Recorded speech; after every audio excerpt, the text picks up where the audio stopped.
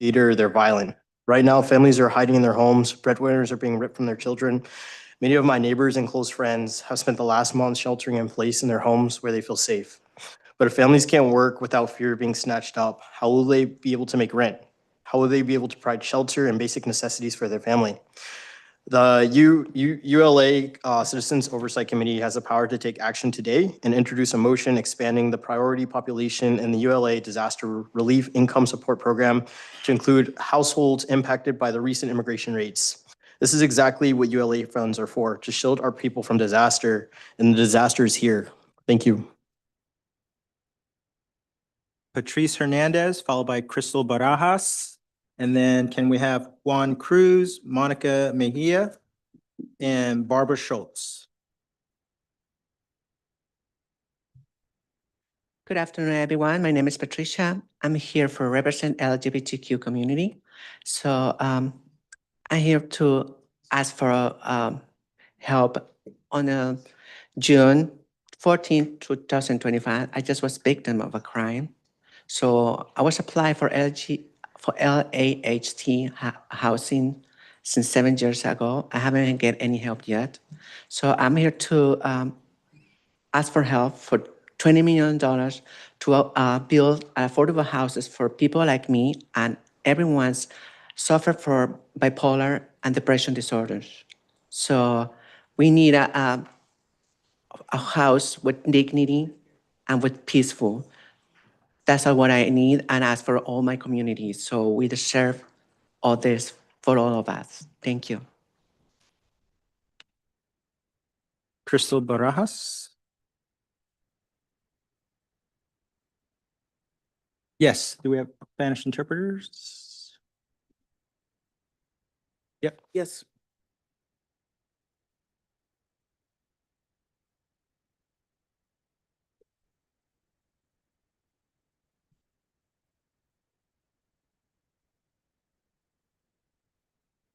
Thank you.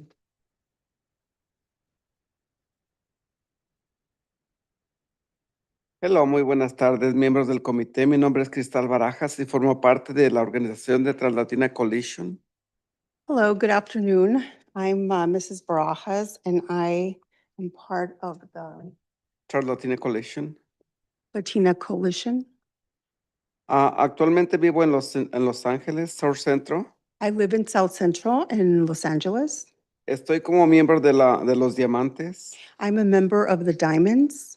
Estoy aquí para abogar por los $20 millones para un programa de subsidio de renta.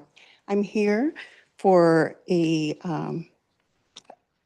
subsidy of $20 million for a subsidy. La verdad, en estos Of momentos es una época muy difícil Right now, it's very difficult para subsistir, ya que no encontramos los recursos suficientes para To seguir exist. adelante. because we don't have the resources to continue. La comunidad TGI ha soportado generaciones de marginación, The PGE community donde ha sufrido odio y discriminación. has suffered a lot of hate crime. Lo que estamos pidiendo es tener un hogar estable y seguro. We just want a stable home where we're Muchas safe. gracias por su compromiso. Thank you. Juan Cruz, Monica Mejia, and Barbara Schultz.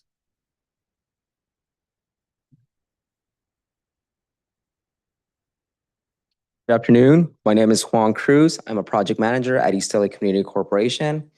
I want to flag a serious concern about the 30% loan cap under the Acquisition and Rehabilitation Program.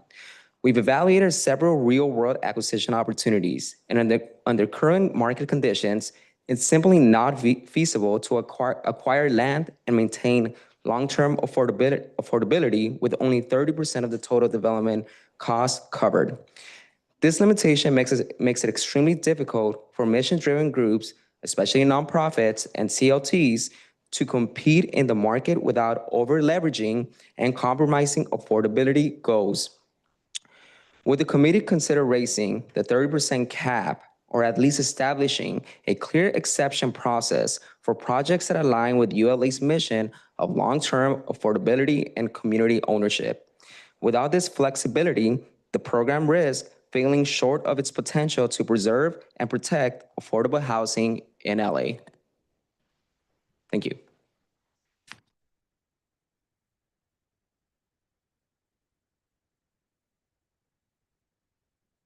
Good afternoon. My name is Monica Mejia. I'm the president of ELAC, the East LA Community Corporation. We're a nonprofit that works over in the Boyle Heights neighborhood, and I've been so excited for ULA money to come forward so that we could do what we call acquisition rehab. We want to purchase as many of the little buildings in our community as possible to retain the residents who live there now and fix up those buildings so they're decent homes, clean, well-maintained homes with long-term affordability. We looked up this morning, there's 276 code violations alone in the 90033 zip code. However, when we looked at the new regulations that are moving forward, we saw that there was a 30% cap on the loan limit.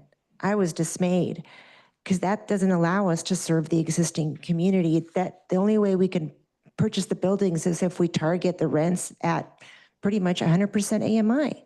That doesn't serve the low income purposes of the ordinance. And I'm really hoping that ULA allows us to purchase the buildings, in particular the ones with code violations, allows us to purchase buildings in areas of gentrification risk and allows us to house the existing residents, especially low-income residents, so they can stay in their home and in their community. Thank you so much. Next will Barbara Schultz please come up, and following her, may we have Joe Donlin, Alex McIlvain, and Mario Barragan. Good afternoon. Barbara Schultz, Legal Aid Foundation of Los Angeles and Stay Housed LA. In late April, Council and the Mayor approved a 5-year contract for Stay Housed LA. Approximately $45 million in ULA funds were allocated for 25-26 for eviction prevention, defense, outreach, education, and tenant navigation. Looking at the ULA allocations for the program, all of the legal service providers and community-based organizations planned a major expansion of services this coming year, and we hired new staff for it. On June 11th, just over 2 weeks before our present contract was to expire, I was informed by LAHD that the city attorney refused to approve our contract. To avoid service interruption, we agreed to an extension of our existing contract. We have no idea how long that extension is. It is up to 7 months. We were not allocated any 25-26 funds, just some leftover 24-25 funds. We have no dedicated funding for outreach, education, and tenant navigation, and legal services are likely to run out of funds in 5 months. There will be an RFP, but we have no idea of the time frame, nor even if Stay Housed LA will be eligible, as the language about the RFP appears to want separate contracts rather than the integrated program that Stay Housed LA has provided for 4 years. Why did the city allow what has been a very successful 4-year program to be endangered like this when there is funding literally in the city coffers? The city just passed a right to counsel ordinance, but now has needlessly harmed the one group that was meant to implement it. Worst of all, it is going to be tenants who suffer when there's an interruption in services.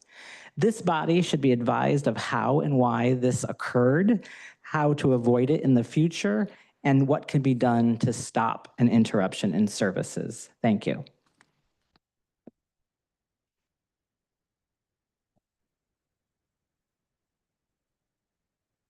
Good afternoon. Joe Donlin with the United to House LA Coalition. I first wanted to welcome the new COC member, Roberto Barragan. Thank you for joining this team and this family that is taking great care of Measure ULA and addressing housing justice issues in our city. The coalition has submitted a letter. I think you all have a copy of it. I'm going to speed ahead to the recommendations. Following a couple of the speakers, our first recommendation is to, it may not be the guidelines, but amend the prioritization criteria for the ULA Disaster Relief Income Support Program to include households impacted by immigration raids deportations and military actions. As you'll hear during, I think, the LHD report, the disaster relief income support program is set to move forward to City Council. You know, LA has experienced at least 2 disasters this year, most recently around these military actions and deportations and raids. So we think it's an appropriate inclusion in those criteria to expand the accessibility to those income support dollars for folks and families who have been impacted. Second, you know, following up with Barbara Schultz's comments, you know, we would ask the COC to request a full report back from the Housing Department on the interruptions caused by delays and modifications to the Stay Housed LA contract. Barbara said it well, so I won't say other than just to emphasize those points. Is that my full time? Okay, well, you got the rest of the letter, so appreciate your time. Thank you.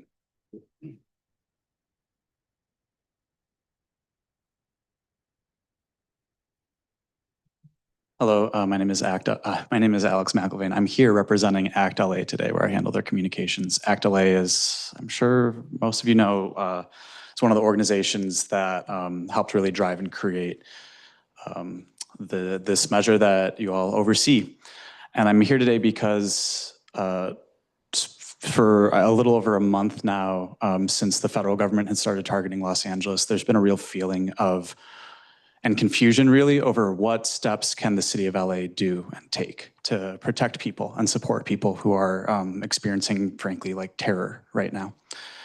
And this body has, it seems like apparently a unique opportunity to do something about it. So we joined the call today that this body act to introduce and approve a motion expanding the definition of disaster to support people who are affected by the recent ICE raids. And I want to say specifically from ACT LA's perspective, this is exactly what this fund and this body was designed to do. So we really view it as both an appropriate and an important thing for this body to consider today. Thank you. Mr. Barragan, and after Mr. Barragan, may we have Giselle Rincon, Estuardo Mazariez, and Maya Daniels. Hi, good afternoon, COC members, and want to congratulate Roberto Barragan for his appointment. My name is Mario Barragan, no relation, and I'm here with IBW Local 11, who represents over 12,000 electricians here in Los Angeles County. As a member of the ULA coalition, we would like to echo and support the 4 recommendations made by the steering committee and the director, Joe Donlan. We would like to pay specific emphasis on recommendation number 1, amend,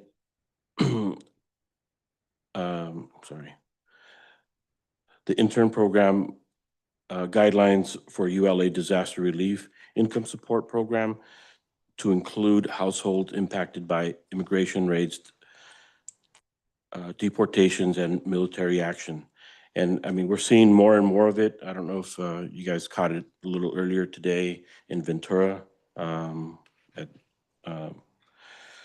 They had rounded up, it looks like hundreds of farm workers there. So it's just getting worse. And any kind of help that we can do through this body would, I'm sure, be extremely helpful.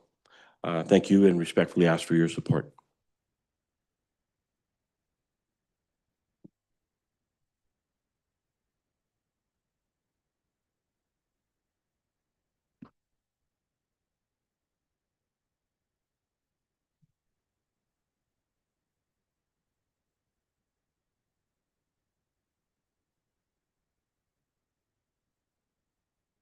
You just, okay.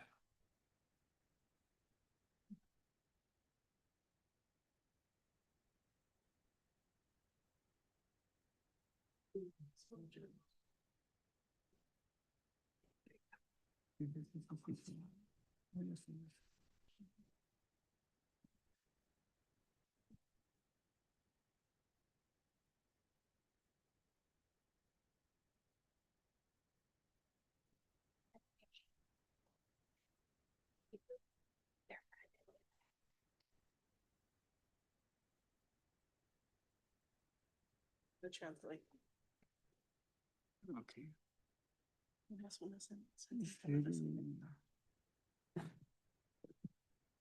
Buenas tardes, miembros del Consejo. Good afternoon, committee members. Mi nombre es Giselle Rincón y soy de la ciudad de Southgate. My name is Giselle Rincon and I'm from Southgate. I live in Soy- Southgate. Soy parte de la Collection Latina. I'm part of the Trans-Latino Coalition. Participo en el grupo de SAMSA y vivo I'm part of the SAMSA group, or substance use. y estoy aquí para abogar por $20 millones para abrir un programa de subsidio And I'm here to advocate for $20 million towards a rent subsidy program para la comunidad trans, for the transgender community, porque es difícil para mí como trans encontrar una vivienda because it's hard for me as a trans person to look for housing que sea favorable y sobre todo como persona discapacitada, that is favorable and also accessible for me as a person with disability. que sea accesible y estar más tranquila. That's accessible and where I can be at peace. Como digo, es difícil encontrar algo, más ahora que las rentas son muy altas. Like I said, it's hard to find something with affordable rent.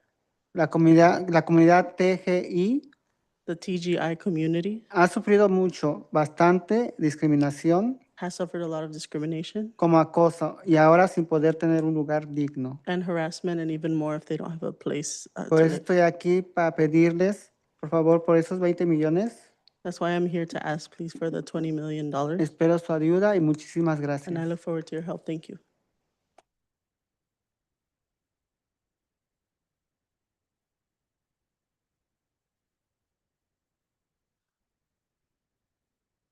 Hello, COC.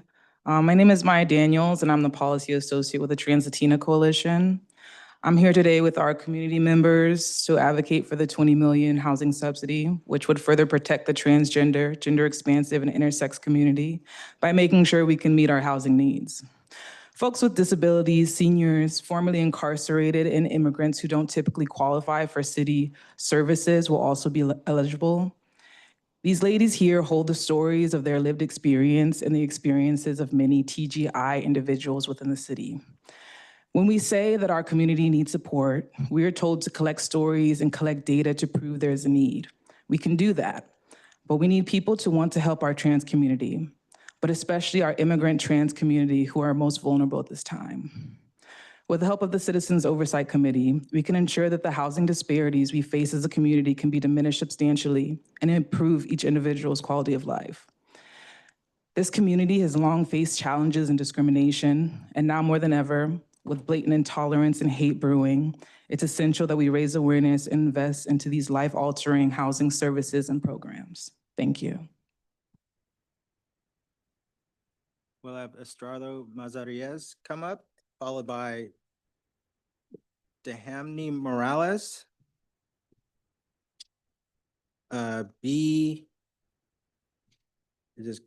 B. Curley or Curiel from the Trans-Latina Coalition. And Victoria Rico. Estuardo Mazariegos. So I'm here because the Trump administration's attack on our city has devastated LA in so many different ways. Many folks are staying home, fearing for their safety. Others are in households whose primary providers has been taken away. I've already seen dozens of stories of folks that are impacted where people are saying, hey, I can't go to work. And I personally know somebody whose main wage earner was already kidnapped on the streets of Los Angeles. And folks were already struggling to pay the rent. So now with this, people that were one paycheck away, one disaster away, are now even closer to the street without help. So that's why we're asking the ULA today and the COC, the ULA COC to introduce a motion today to take immediate action to expand the priority population and the ULA Disaster Relief Income Support Program to support households impacted by recent immigration raids. It's the right thing to do. If we expanded it to the folks during the fire, this is another disaster that our people are facing, and the most vulnerable people will be left out in the cold and out in the street. So yeah, we're just asking for this motion to be moved today, so that way we can move it into City Council by August and bring some relief to the folks that need it the most. So with that, please move a motion today and adopt this. Thank you. Bye.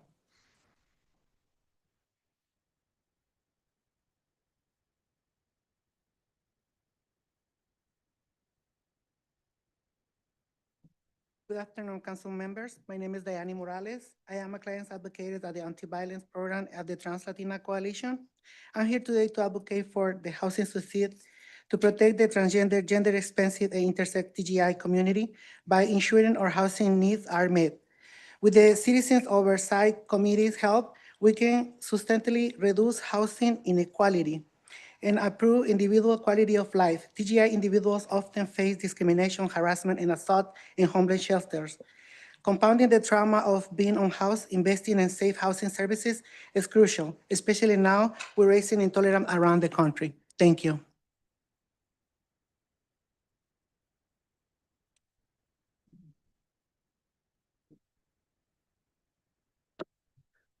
Good afternoon, committee. My name is Bicuriel, and I serve as the manager of training and policy at the Trans-Latino Coalition. I come here today to talk about housing in the transgender community. So 1 in 3 transgender people will face homelessness at some point in their life. I'm here to talk a little bit about a research that we conducted last year that explores the quality of housing for the TGI community in Los Angeles County. What we find is that not only is it difficult to find facilities that accept and welcome transgender people, it's also hard for them to access programs of affordable housing. Application, there's a lot of language and cultural barriers. There's a lot of unable to understand the bureaucratic needs and eligibilities for these programs. So having a 20 million rental subsidy program geared towards vulnerable communities, like my colleague mentioned, of formerly incarcerated, immigrant, transgender, gender expansive, as well as system impacted in some way, youth, elderly, aging, disabled, et cetera, is gonna really support our folks in staying housed. Because right now they feel like the only resources are available to them are if they are literally on the street. So we need to do more to prevent homelessness in our communities. There's also a lot of housing resources that are tied to HIV in our community, and it's not fair to be tied to illness in order to deserve those resources. So we need to find accessible ways to make sure that the publicly funded programs actually reach our community, that when affordable housing is being built, that not only is it being built in an accessible way, but we actually think intentionally and critically about how the programs are reaching marginalized communities. I'm also here to support the motion to expand disaster relief to immigrant communities faced by the ICE raids. It's also something that has impacted housing and economic situations for a lot of families and individuals that are already facing a lot of marginalization. So thank you so much for your support. We look forward to working with you. Thank you. Next, Victoria Rico, and after Ms. Rico, can we have Lorraine, Renee Ocampo, and Lucero Olivas Moreno?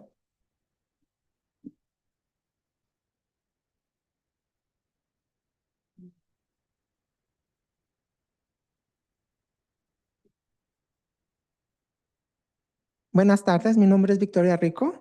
Soy residente de Good afternoon, my name is Victoria Rico. I'm resident of de la ciudad de Los Ángeles y asisto a Translatina como miembro de Translatina Coalition. I live in Los Angeles and I'm part of the programs at the Trans-Latino Coalition. Estoy aquí para solicitar el subsidio de vivienda. I'm here to ask for the rent subsidy program for housing. En este momento y como muchos meses atrás me he visto y eso es algo muy personal, me he visto en la dificultad de reunir siempre para la renta. A couple months ago, I found myself in the difficulty of paying rent. Como miembro de la comunidad transgénero, he perdido mi trabajo y siempre he lidiado mes con mes tras el pago de renta. As a transgender community member, I lost my job and I'm a few months behind on rent.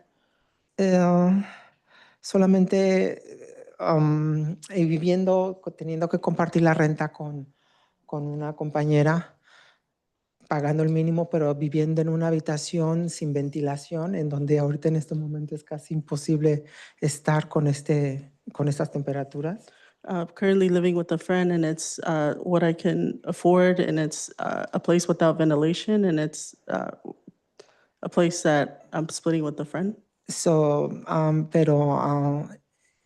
Pero creo que es mucho más seguro para mí como miembro de la comunidad, lo más seguro que tengo a vivir en la calle o en un shelter. But it's a lot safer that I have as a member of the community is a lot safer than being in a shelter or being on the street. Solo aspiro a tener en el futuro un departamento propio y tener un espacio en el cual me sienta libre de estrés. I only hope that I can have my own apartment in the future in a place where I could be free from stress. Solo buscando un hogar seguro para vivir con dignidad. Just to find a safe place to live with dignity. Muchas gracias por su atención. Thank you for your attention.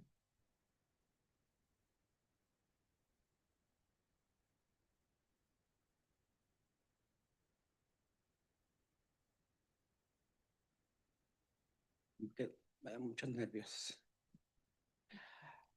Buenas tardes a todos los concejales. Mi nombre es Lucero Olivas Moreno. Good afternoon. My name is Lucero Rivas Moreno. Y pido disculpas porque mi tono de voz es muy alto. And I apologize for Y my tone of estoy voice. aquí para apoyar a Translatina Coalition I'm here to support Translatino Coalition para que puedan ellos agarrar a los 20 millones de dólares. Les pido a los concejales que se toquen el corazón. so we could get, Porque so we could get the $20 million of rent subsidy and you all could touch your heart with compassion. Porque yo soy una persona homeless que he estado tocando puertas y voy y dicen que no tienen fondos. A mí me corrieron, yo trabajaba, pagaba la renta, pero como caí un ataque al corazón, I'm a person experiencing homelessness that has knocked on many doors and haven't had a lot of people open the doors for financial assistance. And I suffered a heart attack at a job where I lost my job. y ya no pude trabajar y no pagué la renta y el dueño me corrió, me echó a la calle. And I haven't been able to work, I haven't been able to pay rent, and now I'm navigating the street. Pero alguien de buen corazón me apoyó que yo me vaya a bañar a la casa de ellos. Pero estoy en busca de la vivienda. Porque yo no puedo trabajar ahorita, estoy con una máquina conectada al corazón. And with the grace of a person, I've been able to stay there, so I'm not on the street, and I'm not able to work. I have a device that I have to have for my heart. También he vivido en shelters en el pasado y es muy difícil para mí convivir con la demás gente porque no es muy aceptado por muchas personas y es lidiar con eso y para mí es traumático. And I've also navigated shelters where it's been difficult, so I haven't been accepted in those spaces, and it's been traumatizing.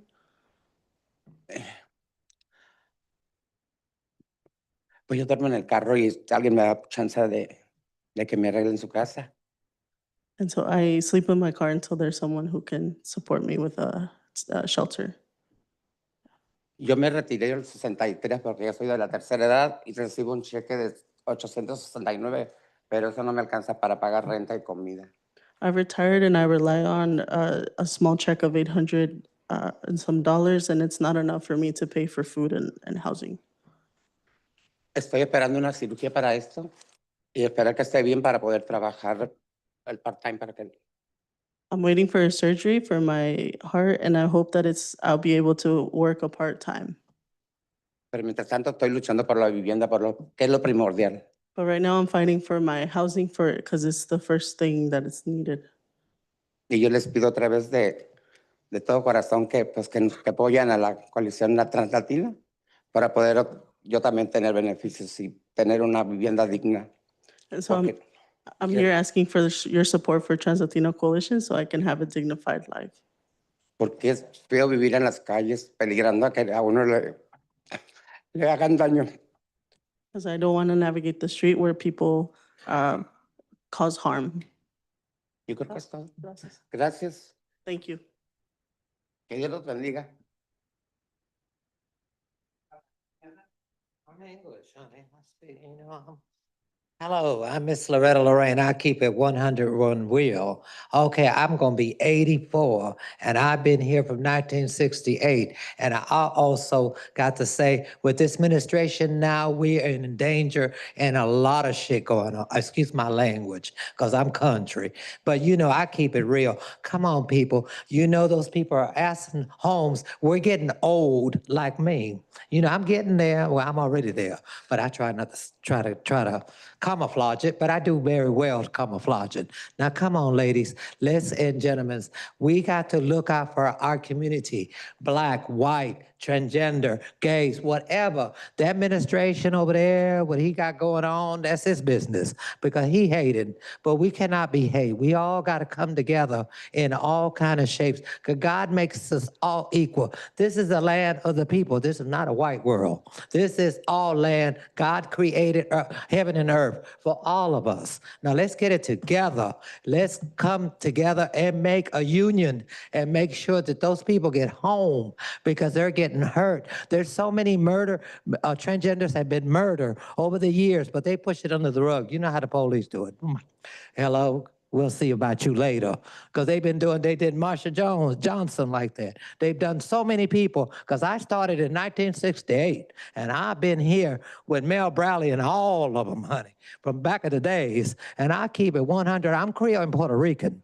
And I like myself. I love myself, and I'm going to be who I am, the transgender that I made, Miss Loretta Lorraine. And I hope we're here, because Michael Luther King said, let's make this dream happen, and let's not make a nightmare like what that man want to make. Okay, thank you very much.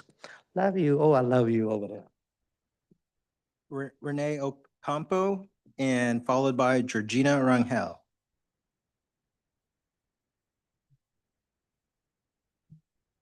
Buenas tardes. Mi nombre es René Ocampo Montes. Good afternoon. My name is Janelle Campo Montes. Vivo en Los Ángeles, California.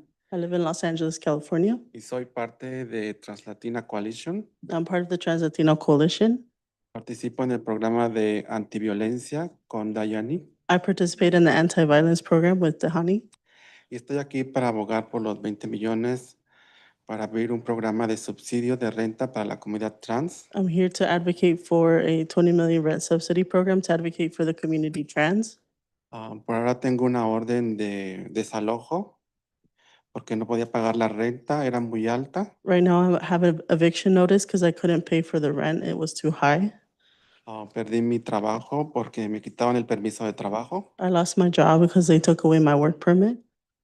Ahora tengo que salir de mi apartamento y buscar dónde vivir. Now I have to get out of my apartment and look for another place to live. El juez me dio hasta el 29 de agosto para desalojar la unidad. The judge gave me until August 29th to evict my property, my place, Y buscar un lugar donde vivir. and look for another place to live. Por eso recurrí a pedir ayuda a Translatina Coalition That's why I asked for help at the Trans-Latino Coalition para que me ayuden a buscar un lugar temporal so they donde vivir. so they can help me find a temporary place to live. La comunidad TGI ha soportado generaciones de marginación. The TGI community has dealt with generations of marginalization. En un momento en el que el odio y la intolerancia están en aumento. In an era where the hate and intolerance is elevated, Es muy urgente que inviertan en programas que brinden una vivienda estable y segura. it's urgent that we invest in a housing that is stable and secure and safe. Thank you.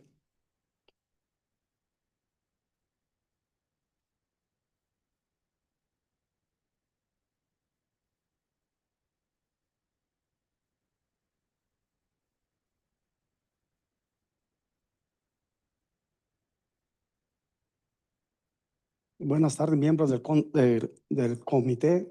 Disculpen que tengo un poquito de nervios y Good Mi afternoon, nombre committee es members. Martín Arrangel. Vengo aquí por parte de la organización de Latina Coalition. My name is Raquel. I'm Y here of the Trans-Latina Coalition. pues vengo aquí realmente a apoyar y hablar sobre realmente las necesidades que se necesitan de la vivienda para las personas de transgénero. I'm here to advocate and to talk about the necessities of the people that are transgender. Ahora que tuve ya mi cambio, tomé esa decisión de ser mi cambio, Now that I decided to make the choice to transition, ha habido muchísima discriminación, there have been a lot of discrimination. pero sobre todo, más que todo, que la vivienda para las personas que ya entré a 55 años But more than anything, the housing for people who are above 55 years old es difícil encontrar is hard to vivienda por los requisitos que se piden. It's hard to find for the requirements that they ask for you. Si no hubiera sido por la organización de Trans-Latina Coalition, If it wasn't for the organization Trans-Latino Coalition, el programa que tiene de Hope House, the program that they have called the Hope House, estuviera en la calle. I would have been on the street. El hospital, tuve una cirugía el 28 de octubre, And I had a surgery on the 28 de febrero. I had a surgery on the 28th of February. Desafortunadamente estaba en el programa de Casa Azul, And unfortunately, I was in a program called Casa Azul. porque pasé 7 días, me echaron a la calle. And because I spent 7 days in the hospital, I was on the street. They sent me to the street. Desafortunadamente, la cirugía que tuve me pegó una infección muy grande. Unfortunately, the surgery I had an infection. No me podían sacar del hospital porque no había vivienda para las personas. They couldn't take me out of the hospital because I didn't Me have pregunto yo, housing. digo, si una persona que está legal o no legal sufre, I ask myself if a person that is ahora legal or una illegal, persona que está con incapacidad, if a person who without status suffers, difícil. imagine a por eso disability. yo les pido humildemente que se toquen el corazón para poder aportar dinero para vivienda accesible para las personas. I ask you humbly to advocate for an accessible housing for people like me. Hay personas que se han querido quitar la vida porque se les cierran las puertas y han caído en las drogas por lo mismo, porque no hay ayuda. There are people who have taken their lives or have fallen to drugs because of A lo all the mejor doors sí closed pueden on them. decir, sí hay ayuda, hay programas, pero hay muchos requisitos para poder acceder a los programas. Maybe you'll say there's help and but there's a lot of requirements needed for those programs. Yo apliqué para sección 8, no tenía para dar el depósito. I applied for Section 8 and didn't have enough for the Me deposit. pusieron en el programa de bajos recursos. They put me in Apliqué el 2014. They put me in a low income. Me dijeron, todavía housing. vamos en el 2011. Entonces, ¿cuántos años faltan todavía para poder agarrar mi apartamento? O This- vivienda. And this is back in 2011, so Tiempo. it's been a long time. Okay, gracias. Thank you. And our final speaker, Byron Jose. In-person speaker.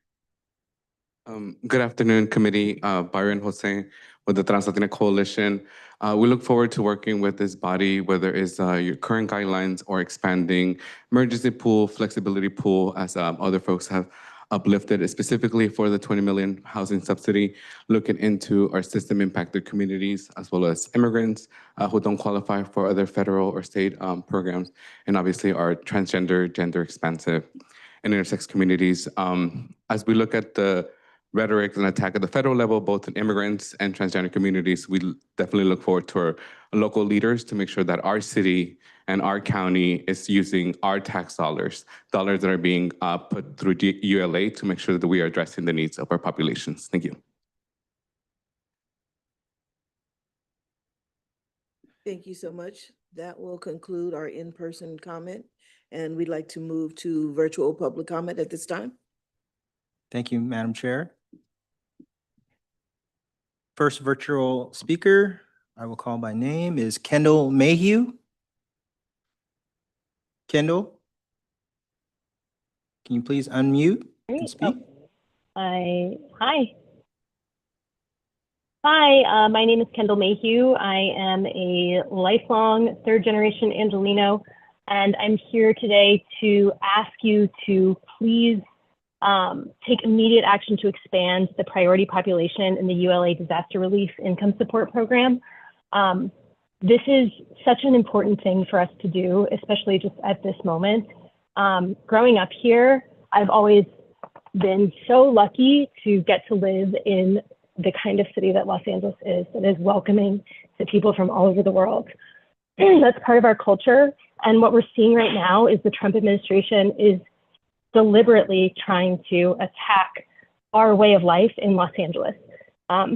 It's been horrifying to watch neighbors and friends live in constant fear of being ripped away from their families. Expanding this right now and providing material support for these people is something that, as Angelinos, we have a responsibility to do, because we have repeatedly at the ballot box, Angelinos have voted to demonstrate that this is a city that not only welcomes people, but will give people dignity by allowing people to get driver's licenses and facilitating other ways of allowing undocumented people to live in dignity and to be part of our community. So now we have a responsibility to show up for them. And this is a perfect way to send a message to the rest of the country about how local areas can provide support for the people in our community who are facing just kidnapping. They're just facing terrorism. So this would go a long way for not just our community, but the rest of the country. So I really hope that you guys will support it. And I also just want to take 1 second to say that I am also in fully support of the Trans Latina organization's request as well. So I hope that you will also pass that. Thank you. Next speaker, we have Andrew, no last name, just Andrew. If you can unmute. Hi there, can you hear me? Yes. Thanks so much for hosting this meeting. I apologize if any of this info was shared earlier. It was muted for the first 30 minutes, but I'm part of a small tenant-led effort to acquire and rehabilitate a 4-unit rent-stabilized building in Silver Lake and convert it into a permanently affordable housing cooperative. So we're hoping to apply for ULA funding. And I just had 2 quick questions. Can you share more about the timeline for acquisition and rehab funds? Will applications be, when will they be open? When decisions will be made? And then would a small scale community-led project like ours be considered or eligible or competitive for these funds? Okay, thank you so much.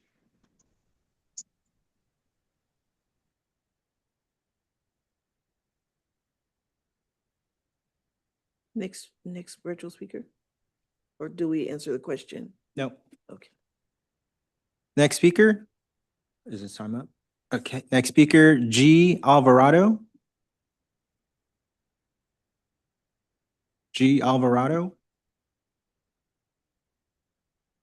Yep. We'll move on to Veronica's iPhone.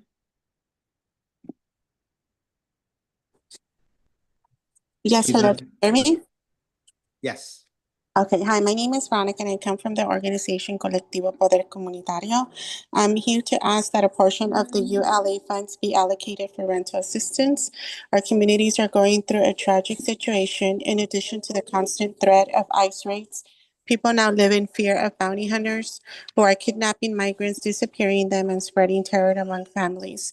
Many are afraid to leave their homes, not only because of ICE, but because these bounty hunters are causing real harm. When families search for their loved ones, they sometimes find that they are not even being held in an immigration facility. This violence and fear are inflicting deep harm on our communities every single day. That's why we're asking you to support the creation of a rental assistance fund. It's essential to prevent more evictions, more homelessness, and more suffering. We need you to show empathy and solidarity with our immigrant community a community that has supported this country economically for years, paid taxes, and contributed in countless ways. And yet now, instead of receiving support, they are being attacked emotionally, harmed, and torn apart. Please, we ask you to be conscious of this reality and allocate part of the ULA funds for rental assistance. Protecting our families is an act of humanity and justice. Thank you. Next speaker, Ava Garcia. Ava Garcia. You can just unmute. Hola, muy buenas tardes. Mi nombre es Eva García y vengo de Colectivo Poder Comunitario. In a momento, we'll get you an interpreter. Yes.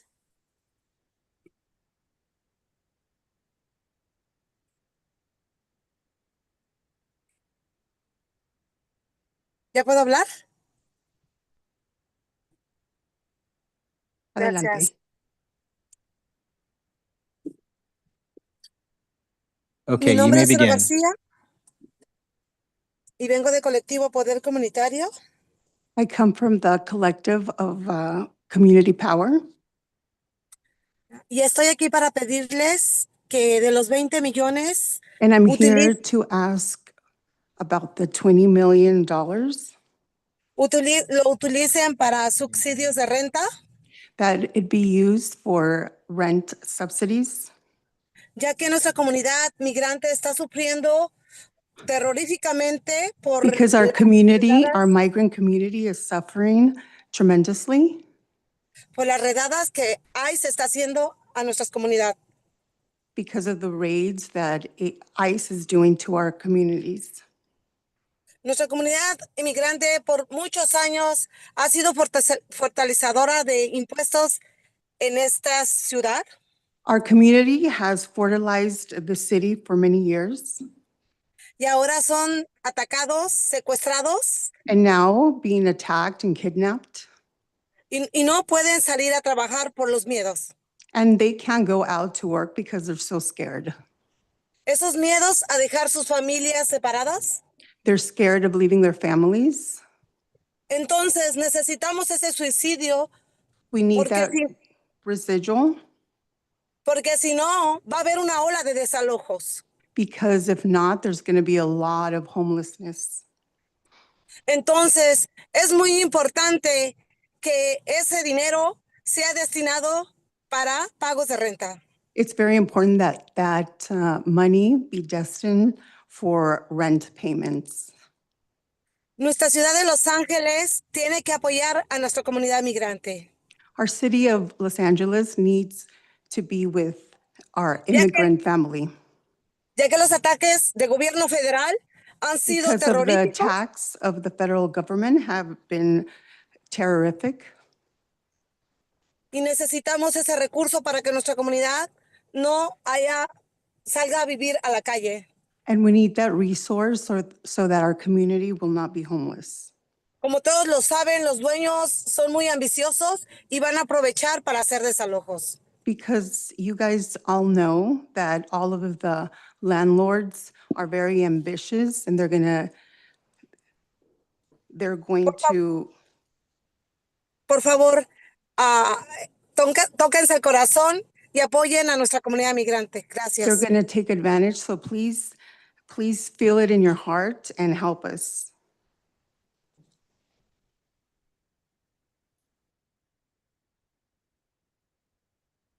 Next speaker, Amy Linda with Sage. Amy Linda. Can you please unmute? Yes, thank you. Okay. Thank you. You may proceed. Thank you. My name is Amy Nevares, and I manage the outreach and education team with Stay Housed LA at Sage.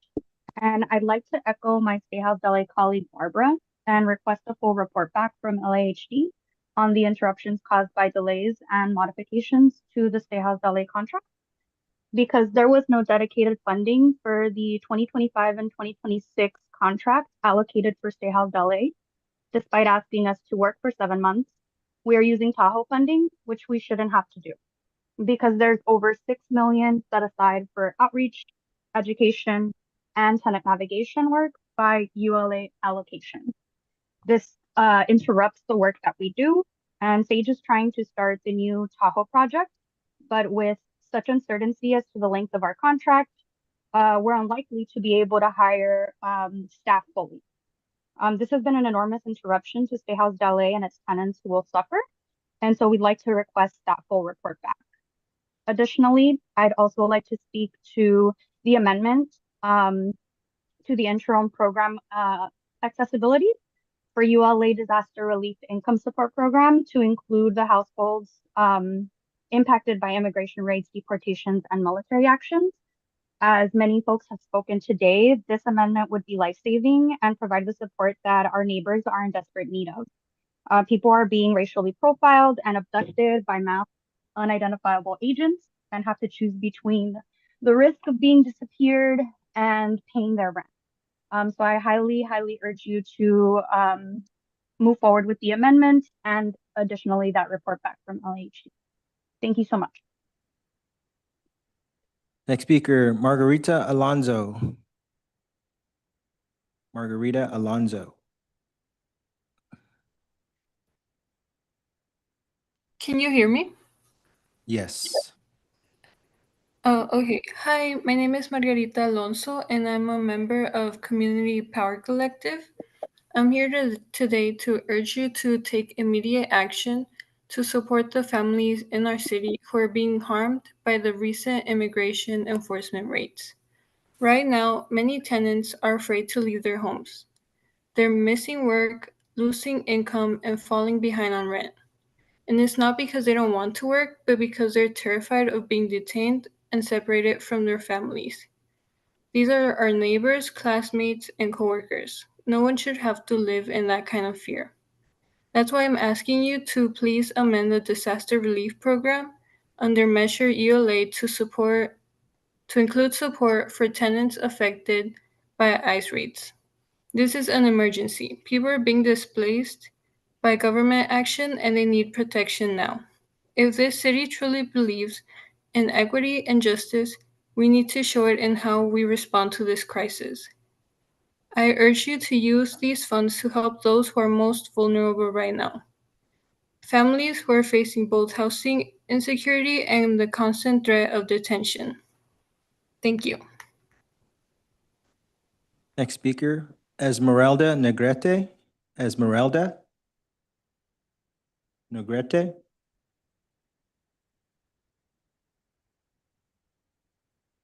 Can you unmute, please? And if you could advise whether you need a Spanish interpreter.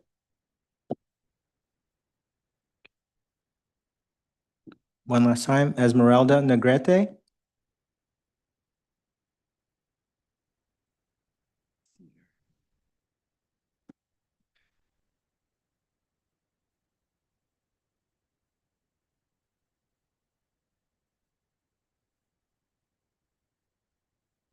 ¿Aló?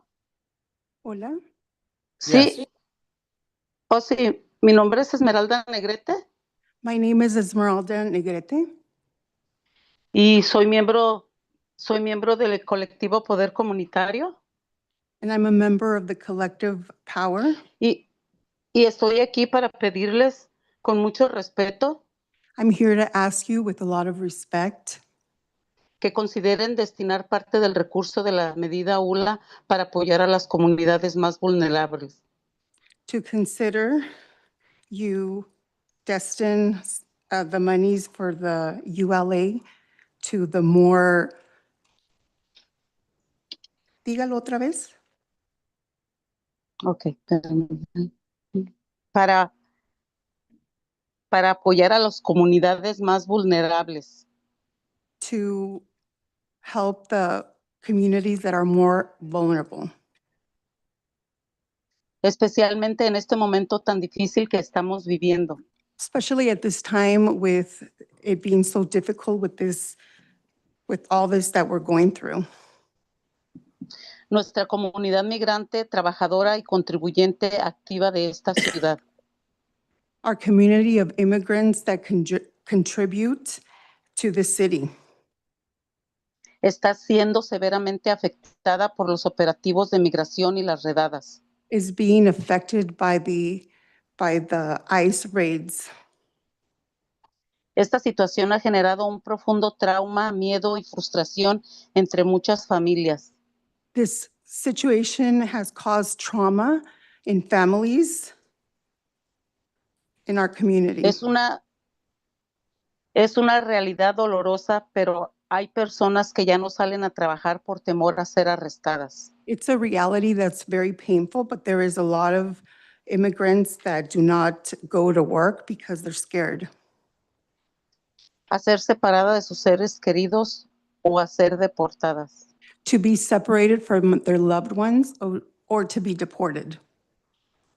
Como bien saben, para las autoridades de migración, el color de la piel o el idioma muchas veces determinan el trato que se recibe en nuestra comunidad. How you're probably already aware of, the color of the skin means how they're going to be treated by immigration. En nuestra comunidad es el blanco constante de discriminación y persecución. In our community, it's always persecution. Por eso solicitamos que parte del recurso ULA se utilice específicamente para asistencia en pago de renta. So that's why we're asking that part of that money of ULA is for rental. Para evitar desalojos y más familias en situación de calle. So that people are not homeless and people are not evicted. No queremos más gente viviendo en las calles por no poder pagar su vivienda. We don't want any more people living on the streets because they cannot pay the rent. Debido al miedo y a la inseguridad que enfrentan diariamente. Because they have fear and and face insecurities on a daily basis. Estamos al borde de un caos social y es responsabilidad de todos evitarlo. We are getting to a social chaos, and we need to make sure it does not happen. Les pido por favor que escuchen a las comunidades afectadas y actúen con humanidad. I ask that you listen to the people that are affected and you act with humanity. Apoyen que el recurso de ULA se destine a asistencia de renta para nuestras familias emigrantes. Muchas gracias.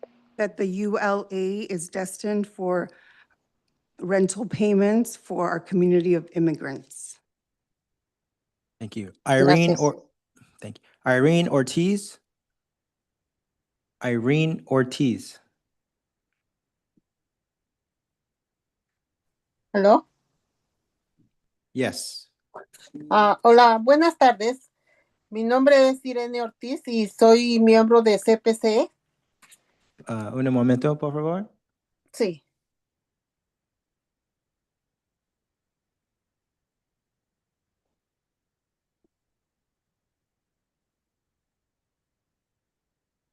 Okay. Muy bien. Sí, buenas tardes. Mi nombre es Irene Ortiz. Good afternoon, I'm Miss Ortiz. Estoy aquí para pedir, por I'm favor, here to ask for, please, el recurso de ULA the resource of ULA, sea utilizado para las familias vulnerables. that it be utilized for vulnerable families. Estamos viviendo ahorita en este momento una situación difícil, We're living a moment that's very difficult.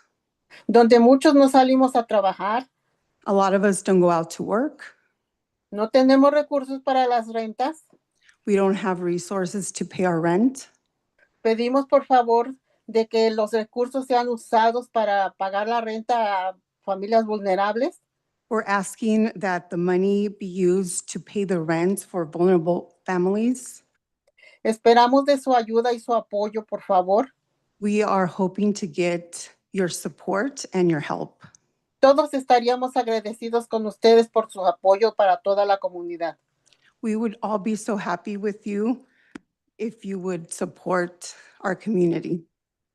Se los agradecía de mucho corazón que nos tomaran en cuenta. I would be very happy if you would take it into consideration. Muchas gracias por su apoyo y que tengan muy bonita tarde. Thank you for your support and have a good afternoon. Thank you. Next speaker, I have iPhone de Julia. Hola, Hola. hola, buenas tardes. Mi nombre es Julia Reynoso. Pertenezco al colectivo Poder Comunitario. Un momento. Hello, I am Julia Reynosa. Sí, pertenezco al colectivo Poder Comunitario. And I belong to the collective of Community Power. Estoy aquí dando mi propio testimonio, como I'm here muchos, perdón, giving my testimony like many others. como muchos, he pasado unos momentos muy difíciles. I have been through really tough times. Y más porque tengo 4 niños en casa, And more because I have 4 children at home. con miedo, con inseguridad e incertidumbre. With fear and insecurity. Por no poder salir a trabajar ni su mamá ni su papá para traerles el sustento diario. Because we can't go out to make a living so we can support them on a daily basis. Soy testigo de todo lo que estamos pasando los latinos. I'm a witness of everything that Latinos are going through. Por eso les pido que aprueben este paquete para That's ayudar a why toda I'm esa asking gente, for the approval of this package para ayudar a toda esta gente que realmente lo necesita. to help all these people that are in real need. Es muy triste ver a un niño que tiene miedo, que está encerrado y no sabe si el día de mañana va a poder comer. It's very sad to see a child be so in fear and that doesn't know if he's going to have a meal tomorrow. Y también no sabe si va a volver a ver a sus papás, regresar a casa si salen a trabajar. And he doesn't know if he's going to see his parents come back from work. Es por eso que les pido And it's because of that that I ask que nos apoyen para poder cubrir las rentas de tantas familias como yo, that you support us to help a lot of families like myself, que no podemos salir a trabajar y dejar a nuestros niños solos. that we can't go out to work and leave our kids by themselves.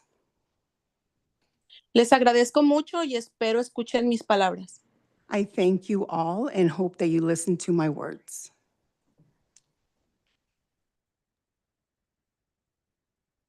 Next speaker, James Bigelow. And this is the final virtual. Great. Thank you. Can you guys hear me? Yes. Great. Hello, everyone. My name is James Bigelow. I'm a part of the I Love Lucille Avenue Tenants Association that is part of the Vibe Local in the Los Angeles Tenants Union. As part of the Tenants Association, we would like maybe 2 things. We would like for clarity on what the process is for delegating the money, just so that we know how to ask properly for what we want. And also we would like to ask for roughly $3 million to purchase our building and have it be an unevictable hub. So the tenants in I Love Lucille would be able to keep our homes, of course, but we would also have a place for Vibe to have its meetings, and basically would serve as a local anti-gentrification hub in East Hollywood, Virgil Village area. We also want to express recognition and support for the undocumented population and the extreme and even grotesque violence that they are experiencing, and support money going toward them. And like the friends and comrades from SAGE and others have expressed, to ask for the reports and the support for their good work as well. Thank you. That was the final speaker. Thank you so much. That will conclude all of our public comments for today. the in-person and via Zoom. Your voices are heard and much appreciated, and we understand. What I've heard is the ICE takings have caused fear, and the folks are in hiding, which means that there's no work, there's no income. That means no rent is being paid, and in turn, this affects our housing, which is the very reason that we're here. Income to the property owners will be affected. And then again, the major players will have an opportunity to come and once again scoop up some of our precious real estate in Los Angeles County and in the city of LA, the same way that the fire victims are being victimized as well. I'd like to take this opportunity to say that I would like to hear the reason why our State House delay has been delayed at such a crucial time. And, you know, that's just my comment. And I'd also like to take a moment and possibly say that we've reached quorum as of 3:12 this afternoon. And I would like, please, for the city attorney to take roll once more. Well, we can just note for the record that Committee Member Reed has joined us, and we now have quorum. Thank you. I appreciate that. Also, we may lose quorum. So is it possible that we adjust the schedule just a little bit and do the action items? Yes. Thank you. I appreciate that. So at this point, I'd like to move forward action items number 8, 9, and 10 very quickly. And then we go back to resume items number 5, 6, and 7. Would that be okay? Yes. Okay. All right. That includes our personal public comments, and I'd like to move to action item number 8.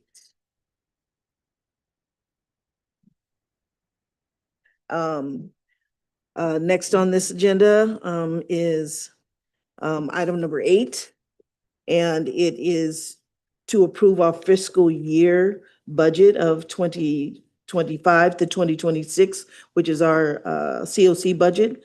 Please refer to the supplemental materials in our packets for more information. I will now pass it over to our interim Inspector General team, where Richard will provide us with the background on this budget, please.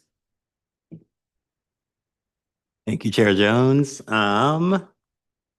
I am going to attempt to move us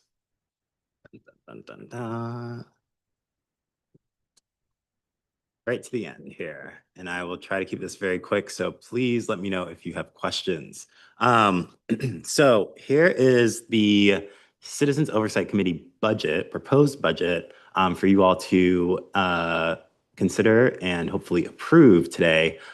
So a couple of high-level things for you all just to note. First is the overall available funds for the COC budget. And just to maybe take a step back and note that the COC budget is to support this group's functioning, right? So that includes the staffing for you all and also any line items or allocations to perform the duties of the COC, including things required by ordinance, such as conducting an evaluation, hosting a town hall, and those sort of things, right? And so the total available budget is just over $1 million. And as you all might recall, that is in the ordinance, and that is a subset of the 8% overall budget. So 8% of the total ULA funds are allowable for administrative expenses. And of that 8%, 3% are allocated to the COC for your group's administration budget. So that's where that number is, and that is the budget cap. As you'll see, the allocations here max out that budget in that highlighted column in orange of $1,026,149. Just to note that the largest expenses here are for COC staffing. So that is envisioning the transition from the interim inspector general to a permanent inspector general team that will support you all in terms of running these meetings and coordinating the ad hoc committees and all of that. And then the other big expenditures include the line items for the COC expenditures. Again, those are the things that are required by the ordinance. So that includes doing the external audit, as well as doing the program evaluation piece. One quick note on the program evaluation front is that we're envisioning that the program evaluation is going to be a larger line item considered comprehensively. And so some of that may be allocated through the LAHD administrative budget here, but we've allocated $109,000 for the COC specifically to look at some more qualitative aspects of the program evaluation, with the expectation that the LAHD evaluation is going to cover those quantitative things that focus on the metrics that are already written into the guidelines. I'll stop there. Any questions, comments? Thank you for the presentation. Thank you, Richard. In regards to what has been recommended in the coalition's letter to expand the communication and marketing, it is, especially in these times, 3,000 is very lean in regards to the pursuit that we're undertaking. One, as a proactive approach in assuring the community of our role, and two, engaging and educating the community in regards to the activities. What would be a apropos recommendation in regards to increasing that element so that we maximize and get the bang out of it that we need to get? Yeah, that's a great question. And I think maybe I'll give a little context for how that number was derived first. And just note that that $3,000 was arrived at in consultation with the communications ad hoc. And they allocated a specific budget figure for some ad buys that are anticipated in advance of the town hall in December. So that is where that number comes from. It's like very specific line items for social media ad buys. That being said, this budget is not fixed. While what we're proposing here, everything has been fully allocated, items can move between line items as long as the overall budget stays under that $1 million and change, right? So my recommendation is that, I think if there's a vague notion that we need to increase that budget, that goes back to the communications ad hoc group so that they can discuss exactly what an appropriate allocation would look like.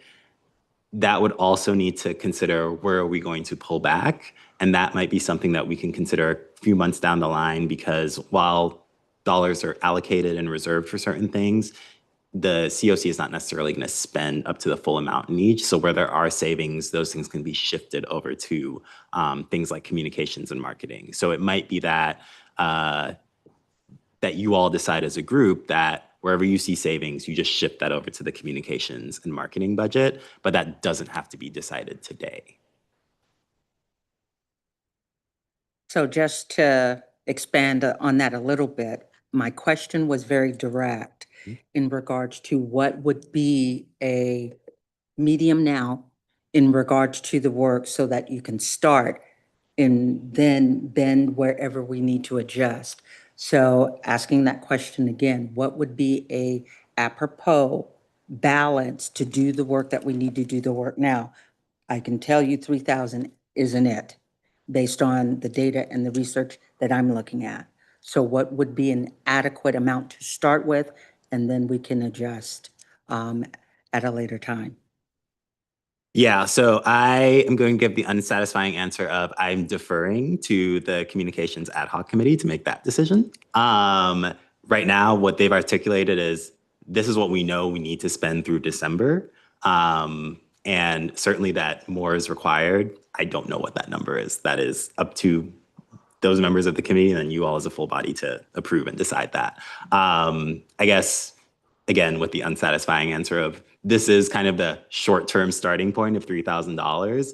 And then if we see savings in other parts, or if you all decide as a body that you want to cut back in other areas, then those funds can be shifted. But I want to make sure that that's done through the ad hoc body, since that's how they're set up. Any other discussion? Nancy? Yeah, clarification. Has this budget been reviewed by one of the ad hocs? Yes, so this budget has been reviewed by the governance ad hoc. Can you or somebody perhaps from that ad hoc elaborate further on the amount of the COC staffing that's both the lion's share of the total budget as well as a significant increase from the current year? I will open it up to an ad hoc member if they want to opine first.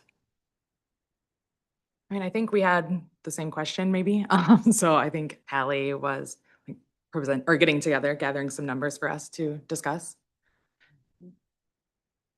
But Richard, opine if you.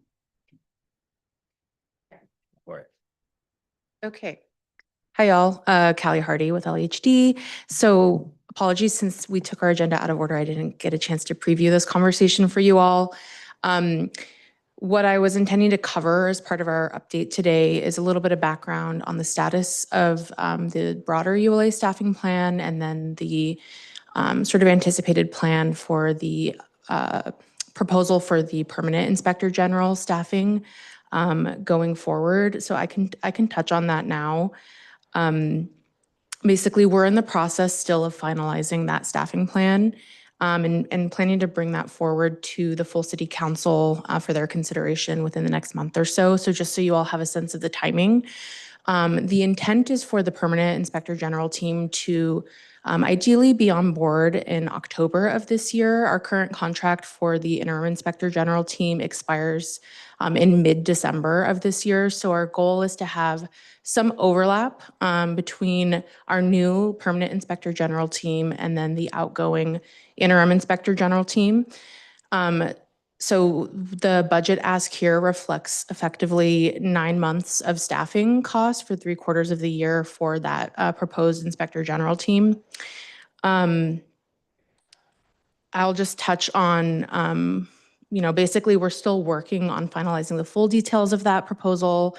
And certainly we'll be working with the governance ad hoc and with this body on the overall strategy for completing that hiring decision, particularly for the permanent inspector general role.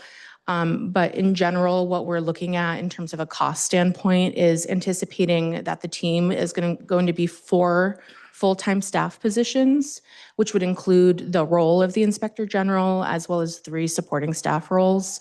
And so the idea being that those would be full-time city staff members who are fully dedicated to the work of this committee. Thank you. I wanted to know, will we have an opportunity to take and review that staffing plan before it goes to the city council? So the full staffing plan is intended to cover the holistic staffing needs for LHD and other city departments around full ULA implementation. Happy to provide updates on that component and then continue to work and review, work with this body on review of the inspector general component of that staffing plan as well. That'd be fantastic. Yeah. Thank you. Any other discussions? Just one more point of clarification there, because I noted that this budget can be amended, but procedurally that will require another action item to come forward and full approval from the body to make those adjustments. Thank you for that clarification. Appreciate it. All right. Chairperson? Yes, Nancy. The ad hoc town hall committee had a discussion at its last meeting regarding the potential for doing some kind of a media piece for that, and had raised the question as to whether there was sufficient budget for that. And if so, where does that budget come from? I'm assuming that $3,000 does not allow for that. Can you give us any further insight as to whether there would be funds in one of the other line items that would allow for that? Yeah, so right now, what is allocated for the annual town hall, it would have to come out of that budget. Or that's the only line item we have that would support that based on the budgeting right now. There are potentially opportunities to see if we can secure funding from elsewhere, but that $3,000 is essentially called for with the ad buys. And the $27,000 for member stipends, is that assuming that all the members receive a stipend? Yeah, so the $27,000 assumes that all members will receive a stipend of $150 for 6 full COC meetings and regularly scheduled ad hocs. And those stipends will only be granted based on attendance. So, so yes, we have the full amount there, assuming that everyone attends every meeting. I would move that the amount available for the town hall be increased by $5,000 to allow for additional development of multimedia materials for the town hall, with them coming out of, I'd say, the stipend or program evaluation, whichever is you feel that there's more flexibility in at this point. I'll second for discussion. Any recommendations on that, Richard? I don't have a recommendation. I think the program evaluation piece is to be determined by you all in terms of what that scope looks like. So any reduction means that you just have to right size that scope accordingly. So it's really up to the group's comfort with reducing that budget overall. The stipends, if you reduce it below the full amount, again, theoretically, if everyone attends all meetings, then you don't have budget to pay everyone the stipend that they are entitled to. So again, this is the group's comfort with reducing those things. I have a question. So is it a possibility that the savings that would happen for missed meetings would immediately move over? Or is that something that we have to accumulate and then move that over with a motion? That I do not know. We are still working out the administrative procedures for remittance of the stipends. What I can tell you is that we have been tracking attendance, and then that'll be kind of matched up to those dollars. So I don't know if it's going to be as simple as just saying those unused dollars immediately move over. I don't know if anyone has further guidance on that. Well, if the stipends don't get fully used, can that money automatically be reallocated? We would know that by the day they missed, when everyone else was issued, that portion could just move over to that budget. Is that a possibility? I would recommend that we track that and then bring that as a report item to this body. If there are cost savings from unused member stipends, maybe on a quarterly basis or some basis, and then there could be an action by the committee to reallocate those funds. But we do need there to be a formal action so that we can track and allocate your spending accordingly. Well, bringing that back to the body, does that sound like a reasonable thing to move it over as we can see quarterly? And that way it'd be ongoing and growing as opposed to just chunk over $5,000?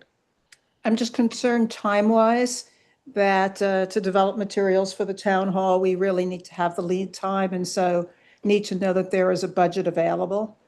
So I would ask that we make that decision today if the committee agrees. And perhaps if the program evaluation committee, if the number is yet to be determined, it's simpler to take it out of there and then do a reallocation from the stipend line item if and when we decide that there is cash there.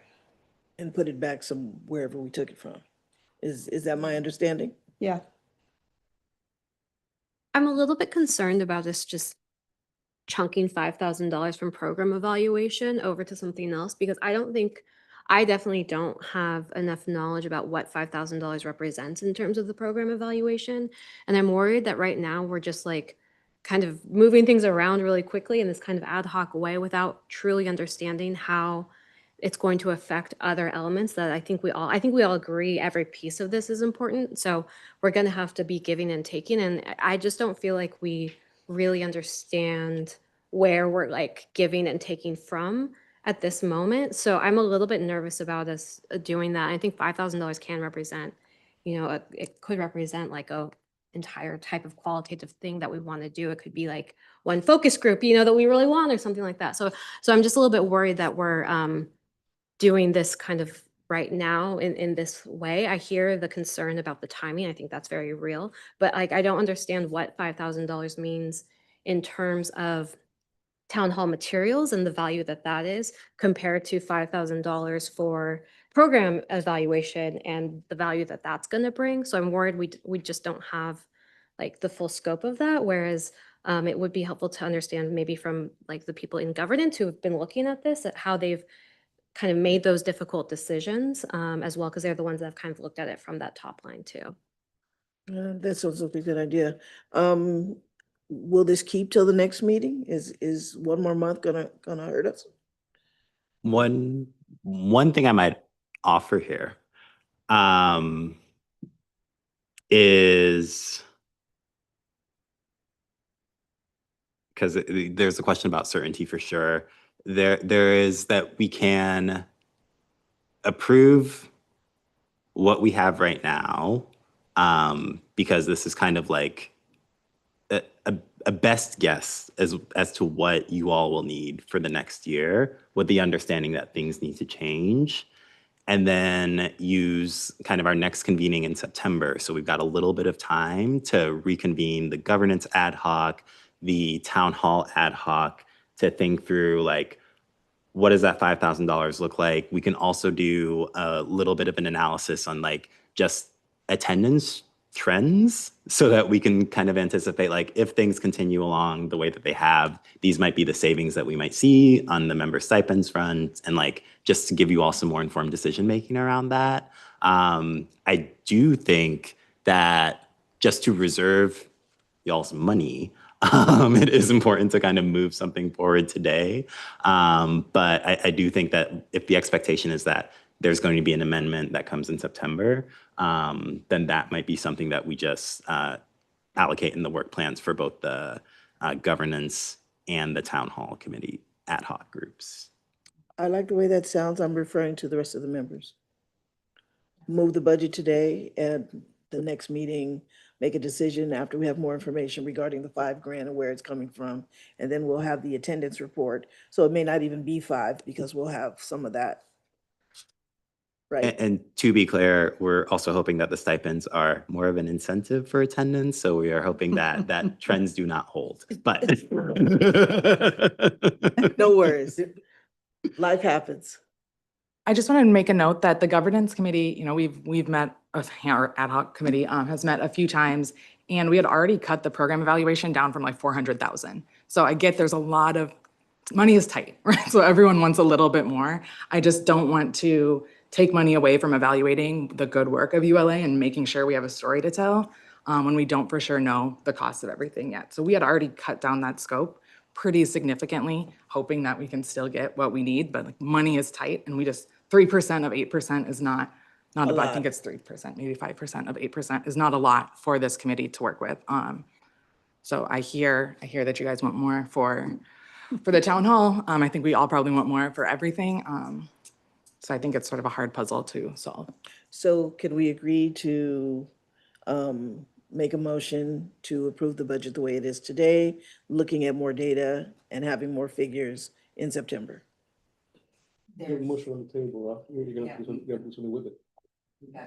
Yes. Gonna go there. We've got to dispose the motion that's already there. I'm gonna refer to Michael to assist me with that. We can take the motion off, right? Yeah. You're still muted. Oh, I'm muted. Well, it's a good thing I was muted then. Can we get a motion to rescind that proposed amendment?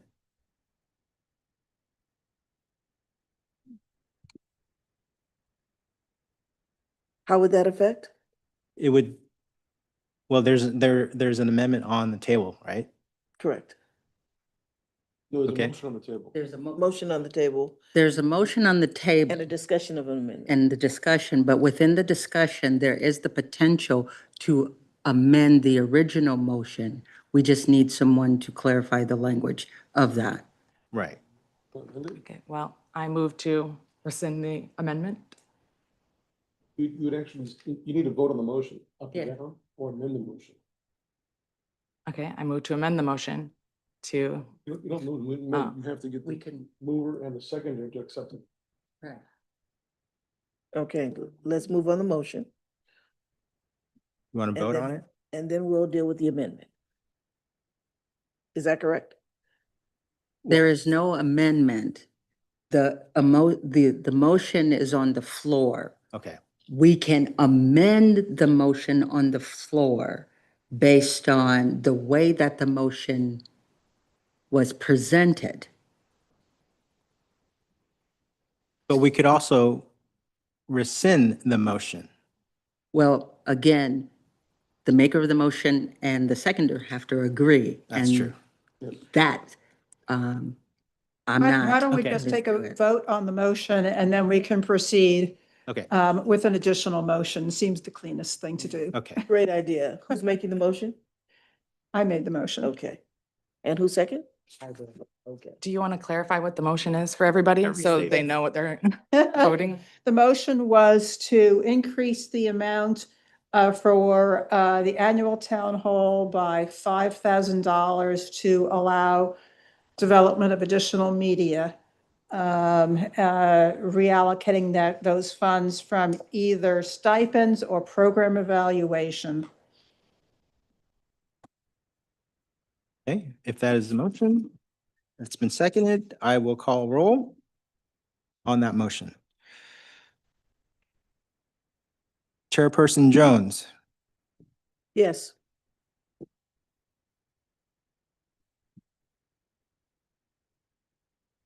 Committee Member Barragan, Yes. Committee Member Holland, No.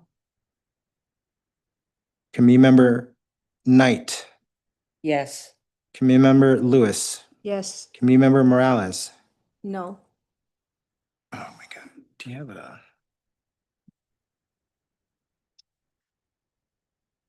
I'm sorry, Committee Member Nishimoto, No. Committee Member Reed, No.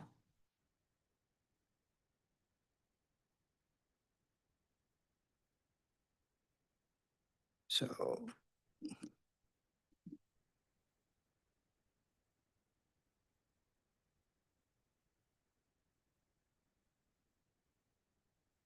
The vote is 4-4.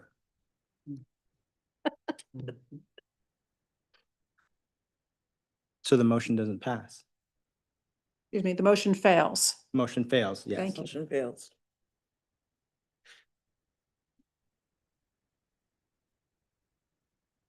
Motion Well- fails. Can I move to accept the budget as currently proposed? Understanding we may come back and revise in the future, but for today, right now, just accept it as it's currently been presented to us. That's the motion? Second. Motion moved and seconded. I will call roll. Chairperson Jones, Yes. Chairperson Barragan, Abstain. Chairperson Holland, Yes. Chairperson Knight, Oppose.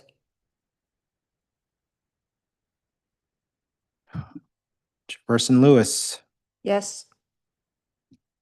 Chairperson Morales, Yes. Chairperson, I'm sorry, Committee Member Nishimoto, Yes. Committee Member Reed, Yes.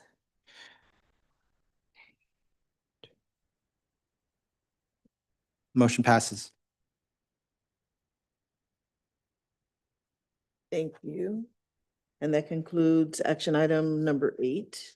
And we will proceed to action item number 9. The next item is regarding electing our new chair and vice chair for the year of 25-26. As you recall, our last meeting, we've decided to hold an election until the COC meeting to give folks time to familiarize themselves with the responsibilities needed in the duties of those roles. As such, I would like to nominate myself, unless there is someone else that wants to nominate themselves, and also for the role of chair, and Michelle Coyer as the role of vice chair for the upcoming year of 25-26. And I'll open the floor for discussion or folks to nominate themselves.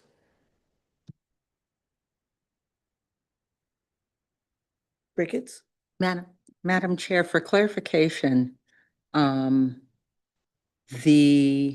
agenda says appointment. And so are we precluded from not just doing a appointment rather than an election? Well, we had decided to do an election by last meeting, but since some of the folks weren't here and we now have a new member, I was trying to give an opportunity for the two that weren't here to speak. Is that permitted? We can have an election, yes. I'm going to push back on that because the agenda clearly articulates appointment, and there is a distinction between appointment and elections. And so are we precluded from just appointing the two as chair and vice chair based on the agenda? You are not precluded from appointing as stated in the agenda, but you can have an election as well if that's how you want to determine the chair and vice chair, given the circumstances.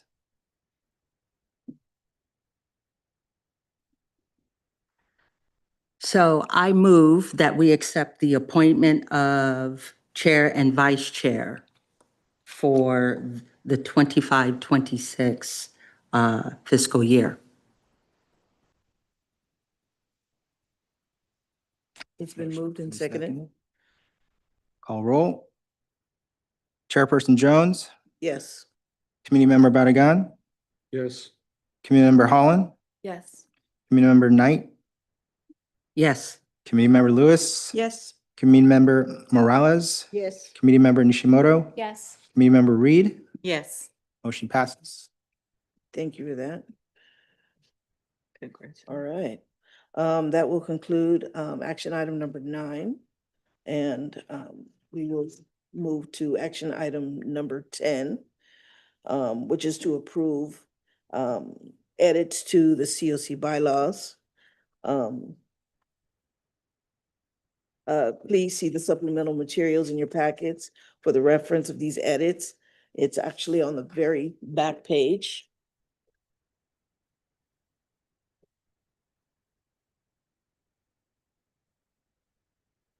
And we will be proposing editing section 7.03 quorum for the ULA COC bylaws to reflect half quorum instead of 2/3, which has presented a problem in the past. This guidance from our city attorney will help ensure that the committee can achieve its quorum seamlessly so that we can move forward with our business in line of other city commissions where quorum is 1/2. I will now open the floor for discussion on this change.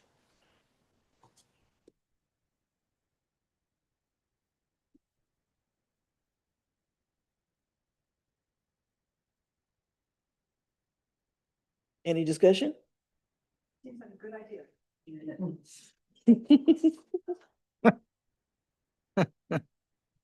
And also hoping that stipends will improve, right? The quorum status, okay? So does that mean we can move forward? Is there a motion to? With the motion to make changes to our bylaws? So move. Seconded. I'll call roll. Chairperson Jones, Yes. Committee Member Barragan, Yes. Committee Member Holland, Yes. Committee Member Knight, Aye. Committee Member Lewis, Yes. Committee Member Morales, Yes. Committee Member Nishimoto, Yes. Committee Member Reed. Yes. Motion passes. Thank you so much. And that will conclude action item number 10. And we're gonna recycle back up our agenda. Sorry. to item number 5, our ad hoc report.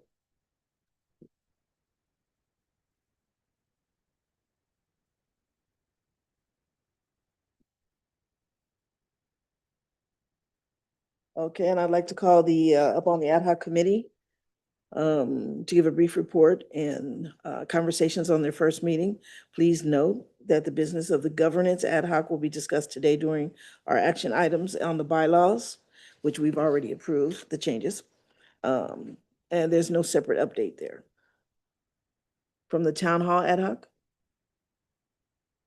Yes, town hall ad hoc met once since the last COC meeting. As previously discussed, we had proposed that the community center at the EMJ recreation area be utilized for the town hall, and that has now been reserved for December 4th from 3:30 to 5:30 p.m. We're in the process of confirming a short list of organizations who would table at the town hall and developing a draft of an agenda for the meeting. Beautiful, thank you.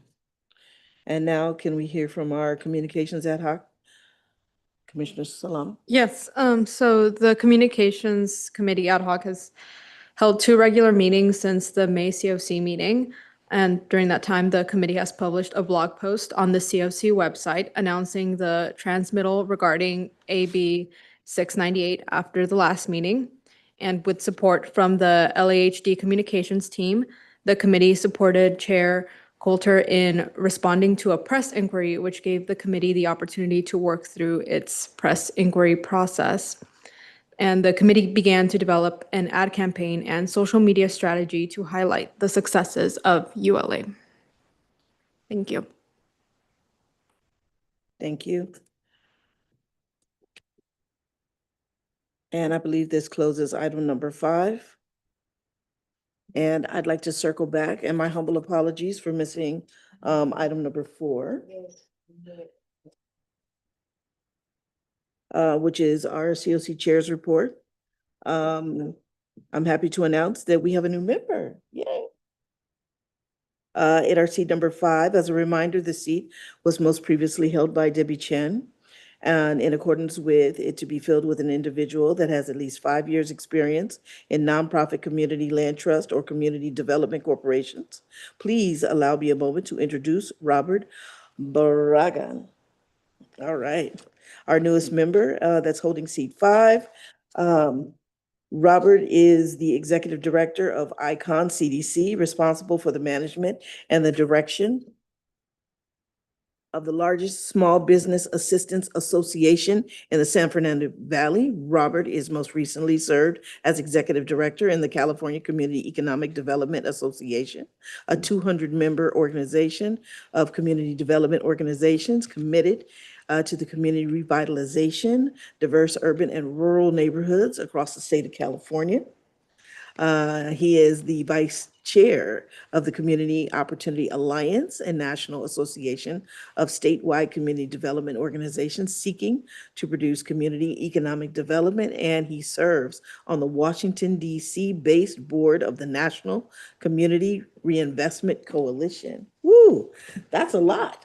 Okay.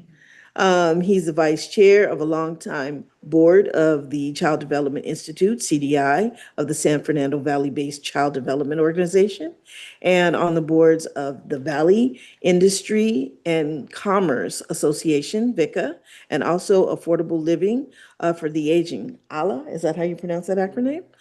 Beautiful. And I would like to invite you, Robert, to give a few words in addition to all these wonderful words.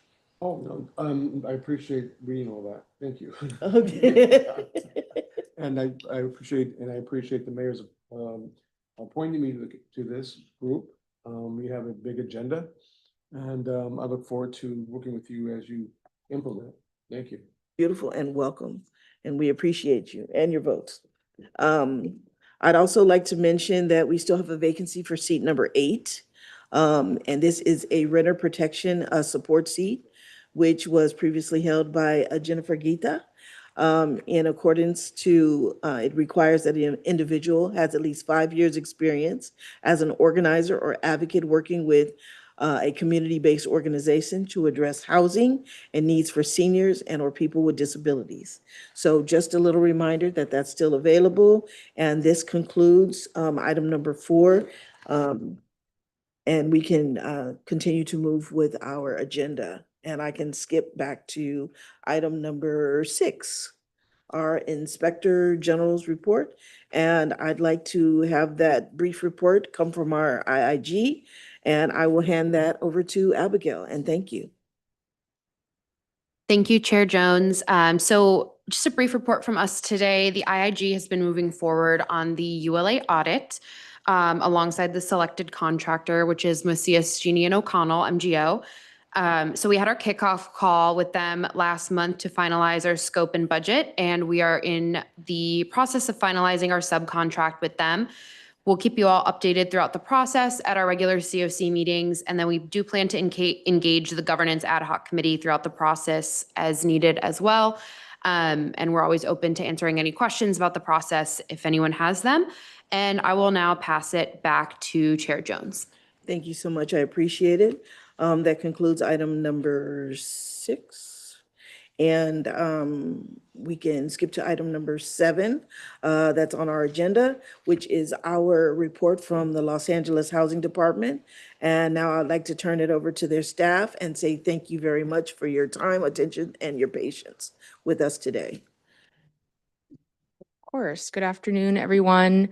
Again, my name is Callie Hardy, a Senior Housing Planning Economic Analyst with LHD. Pleased to be here to share our updates with you all this month. Also want to just take a moment to express my deep appreciation and gratitude to you all for being here, and also for folks who are here today, both in person and online, to make comment. Many of you, through your work or your personal lives, may have been deeply and directly impacted by some of the immigration raids and other actions that have been happening throughout our city over the last month or so. And just I want to acknowledge that that has taken a toll on many of us and helped to really also help us understand the importance of the work that we're doing here as a committee, and just want to thank you all for your continued participation in the work. So for today's update, I do want to share some exciting updates with you all on some of our recent milestones and accomplishments. And then following that, I'm going to pass the presentation over to 2 additional staff from LHD, Marcella DeShirley, who's the director of our rent division, as well as Regina Alcazar, who's a housing planning and economic analyst in our policy team, who will give us a little bit more of a detailed update on the ULA income support program per the request of the committee at your last meeting. But first, as usual, oh, and apologies, I meant to also say welcome to our newest member of the committee, and thank you for being here as well. So our normal kind of revenue and expenditures report is where I'd like to start with an update on revenue to date. So in May, we collected over $41.2 million in ULA revenue on over 55 transactions. And then in June, we collected another $22.5 million on 43 transactions. So that did close out our fiscal year in terms of ULA revenue, bringing our total for fiscal year 24-25 to $413.2 million in tax receipts, bringing our total revenue to date to well over over $725 million since our collection began in April of 2023. So again, as we've seen in prior months, continuing to see an upward trajectory with our overall revenue collections continue to trend upward. Looking at our budget to actuals, this is available with updates through the end of May of this year. I will go ahead and move forward to this slide that is a little bit more digestible. Looking at our affordable housing programs, as we've shared in prior meetings, right now where we're seeing our spend down continue to go a little bit gradually is under the ULA multifamily program. And that reflects some of the funds that were awarded last year through the Accelerator Plus NOFA. However, most of our funds under these programs have not yet been committed or spent down, as the majority of them will be made available through our upcoming Homes for LA Notice of Funding Availability, or NOFA, plan for this upcoming fall. As a reminder, and I'll touch on this a bit at the end of the presentation as well, what that NOFA includes is the funds that are allocated and available through the multifamily affordable housing program, alternative models, acquisition and rehab, a portion of those funds, and the ULA operating assistance program. Aside from the upcoming NOFA, we are also continuing work to make available the homeownership assistant, available funds via the homeownership assistance program, which I'll also share an update on later in the presentation. And then also continuing work to complete the procurement processes that are necessary for us to launch the work under the capacity building program, as well as the acquisition and rehab small NOAA program. And we look forward to bringing more exciting updates on those programs in the coming months. But I do want to touch on the comments that were raised around the acquisition and rehab program in particular, and the questions that were raised earlier in the meeting. So the small NOAA program is the rehab funds that would be available for acquisition of naturally occurring affordable housing properties, and that program has not yet launched. We're working through the procurement process for that and looking forward to launching that. So just want to be clear that that is not a component of the upcoming NOFA. Turning to the homelessness prevention programs, also seeing continued progress here towards our implementation. We'll touch on a more detailed update on the income support program, as I mentioned, towards the end of this presentation or this item. So I won't go into detail there. And then we're also continuing our spend down under the eviction defense and prevention program, which, as was discussed earlier in this meeting, is currently being implemented via the contract with Stay Housed LA.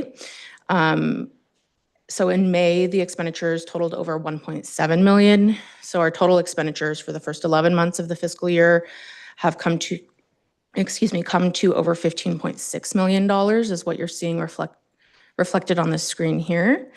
And then the tenant outreach and education program is also continuing to be implemented. In May, we had expenditures over $144,000, bringing our total for those 11 months of the fiscal year to over 1.4 million. I do want to touch, since I know this came up during comment and was requested for us to report back on it. So our current contract with the Legal Aid Foundation of Los Angeles, who's the lead contracting entity for the Stay Housed LA program. That contract was set to expire on June 30th of this year. That contract was originally a sole source contract. So we were advised by the city attorney that we were not going to be able to extend that contract for another 5-year term. So that basically required that we would go through a new procurement process, issuing a request for proposals in order to award a new contract for these services. We are working on an RFP right now for these services, which includes the eviction defense, rental assistance, tenant outreach and education services. And the goal is to ensure that we have continuation of those services. And in order to ensure that we have continuation of these services while that RFP process is being completed, the City Council approved a 7-month extension on June 27th for our existing contract with LAFLA, and increased the total amount basically to encumber the funds that were allocated in 24-25. So we have not yet been able to to encumber the funds that were allocated for the upcoming fiscal year. So just to touch on that and hopefully provide some clarity on what the status is basically we have an extension in place and we're working on the RFP. And then lastly, I think I'll just touch continuing to on the tenant protection from tenant harassment program. I think as we discussed at the last meeting as well, this is still showing $0 in expenditures here. Aware that that is very confusing because we are obviously implementing the program right now. We did include corrections in our recently approved expenditure plan that was approved by the City Council last week to help basically enable us to make corrections to appropriately reflect the staffing costs that have been that have been accumulating under that program. And so we'll be making those corrections, and that should be reflected in future reports. So just want to note that because I know that is still looking confusing there. And then finally, in terms of expenditures on the administration side, continuing to draw down on our administration budget. Total expenditures for the fiscal year to date have now reached over 7.7 million. What that is, again, as a reminder, is it covers our direct staffing costs, as well as our administrative contracts, our system contracts, and then the interim inspector general contract as well. Okay. So I'll just move now. I just lost my spot. Into some updates on recent milestones. So first, on July 1st, some exciting news.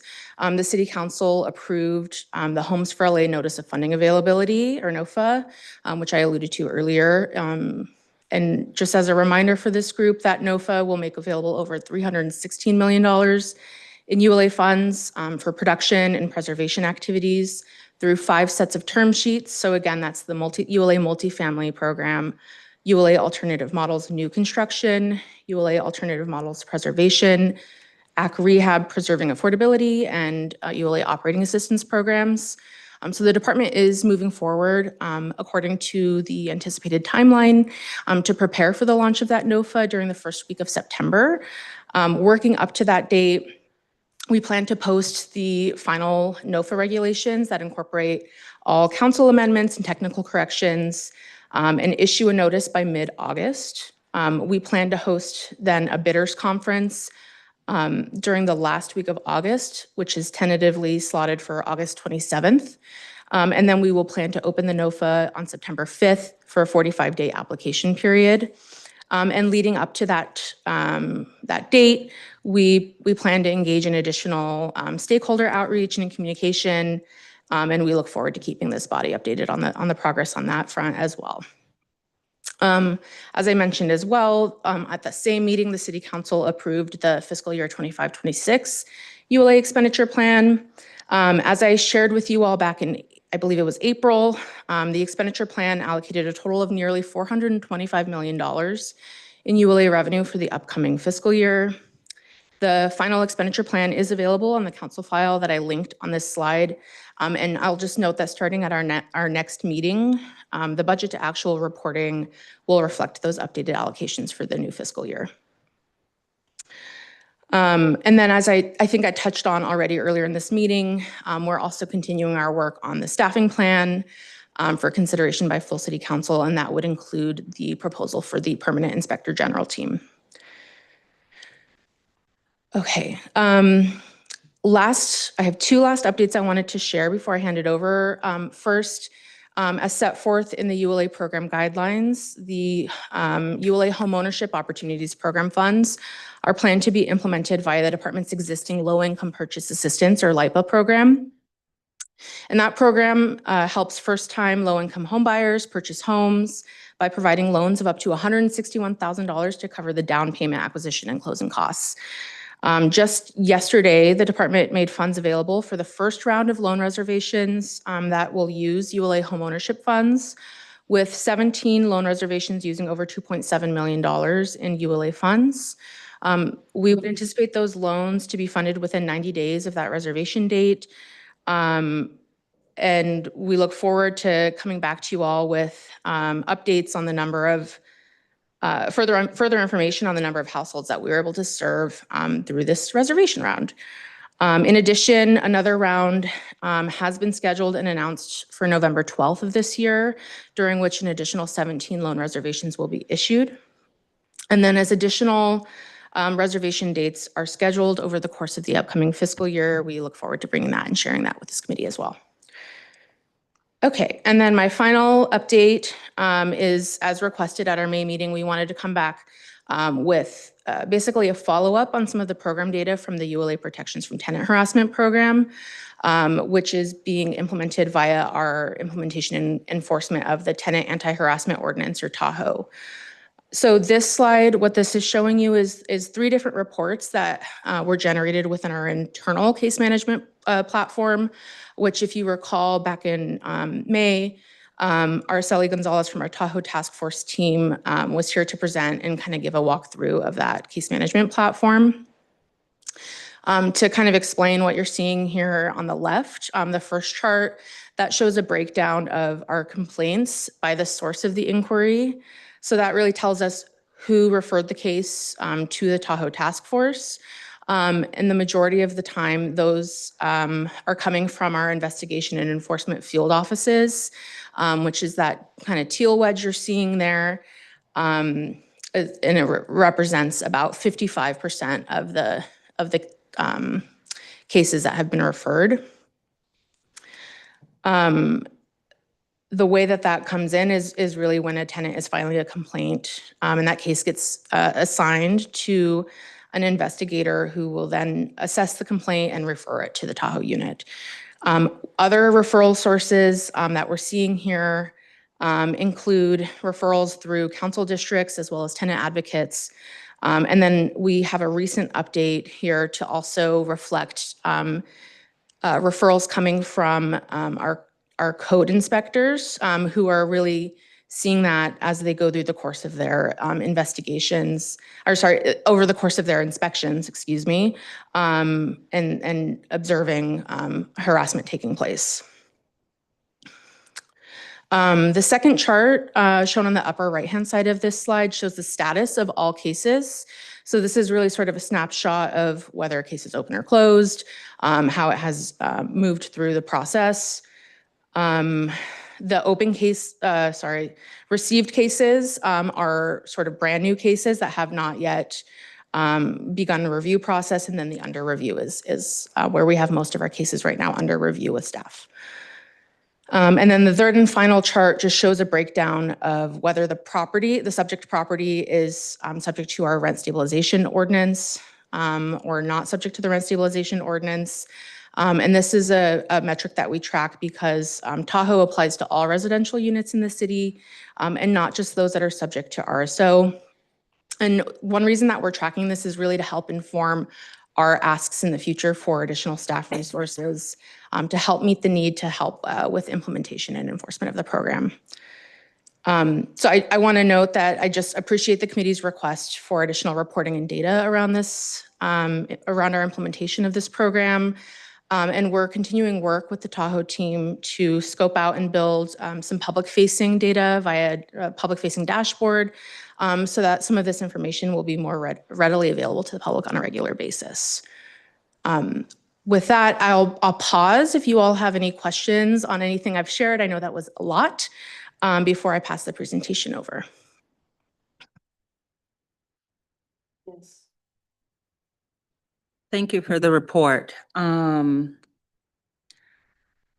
very concerned, as prescribed from the coalition in regards to the state-housed LA contract. And here lies the challenge. From a judicial standpoint, there was an element in regards to nonprofits federally that's going to impact the nonprofits in regards to how they operate, particularly in their funding. If they're obligating a certain demographic, a certain buzzword, they're going to be impacted. It's also inclusive of LAFLA who's going to be impacted because there is a target for legal service programs where they're going to cut funding to them totally.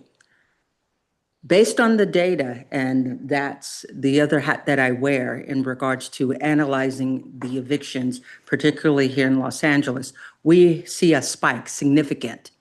And that is also a contributor in regards to the increased spike in regards to homelessness. I'm still lacking in understanding in regards to the explanation that was provided about sole source and not being able to contract for 5 years. So I would ask, Madam Chair, that we do get a report expedited to us that immediately clarifies that and the questions that were posed in the letter. That's concerning. So I have two things I have questions. One's a clarification question about this chart with the Tahoes. So is what we're looking at the total number of complaints like cumulative across the program, or is this just for this?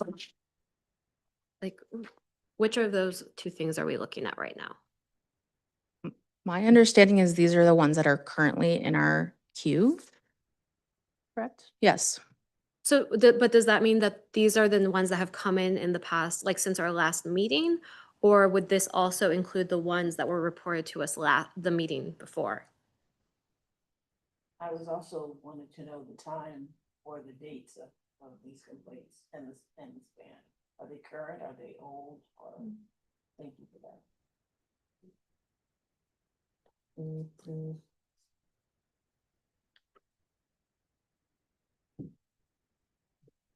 I think these do reflect I think I misspoke. These are the total since the beginning of the program. Okay, so I'm just gonna note that I'm a little bit concerned about these numbers. I don't know where the disconnect is happening, in that in the last report in May, LAHD reported 51 Tahoe cases, and now we're at 59. So I mean, this reflects that there's only been 8 new complaints in the last month and a half or so, which that might be right. I'm like a little bit concerned that number feels very low. Hi, I'm Marcella DeShirley. I'm the rent director of the rent division at the housing department. And so the way Tahoe complaints happen is, as Kelly mentioned, we have a complaint system for all allegations, including harassment, right? We didn't add harassment until 2021. So the intake comes the same way as it did prior to 2021. So usually we don't just get a complaint, just like one complaint for harassment. It's a variety, it's a garden variety of the different complaints people could file for. So it could be like illegal rent increase and it could be harassment. And so that complaint goes to a assigned investigator that's not reflected here. And that housing investigator investigates to see if it's a true harassment complaint or it's just the landlord is, it's coupled with that illegal rent increase. And so if the investigator determines that, no, it's beyond that, there's something else happening, we need to have further enforcement, then they refer it to our Tahoe group. And then our Tahoe group, that's when it becomes a number here, where they're actually investigating a Tahoe complaint. Okay, so I just want to clarify this so I understand. So this reflects what the investigators have decided are Tahoe complaints, not what tenants are saying are Tahoe complaints. That's correct. Okay, so I'm concerned about the data from that perspective. It means that we are, I think, undercounting what the concerns are from tenants. And I would also kind of push back in that I think illegal rent increases, I would need to double check the municipal code, but I think illegal rent increases are a form of harassment. So I think we're missing that element. That was just a hypothetical. Say, Yeah. like if it goes. Let me give you a better hypothetical. Like an eviction. Let's say somebody gets a 3-day notice to pay rent. And these are just kind of common ones that I hear all the time. So they get a 3-day notice to pay rent and the landlord's harassing them to pay the rent. And so a tenant will file a complaint and say, I'm being harassed to pay the rent, but I got a 3-day notice to pay rent. So that complaint would never go to Tahoe because the tenant talked to the tenant and said, ask them more questions about it. Is this the only reason why? That's just a hypothetical. Yeah, no, I understand. I just want to make sure that we understand what the data is that we're being presented. So that's why I'm asking the question. So this is the data based on how it's been sourced out from LAHD.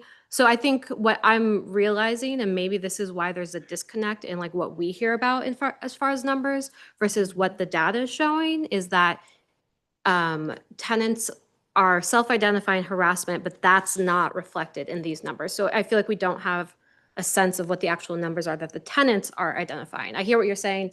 The inspectors have made these decisions, but this is reflecting what the inspectors have decided, not what the tenants are self-identifying.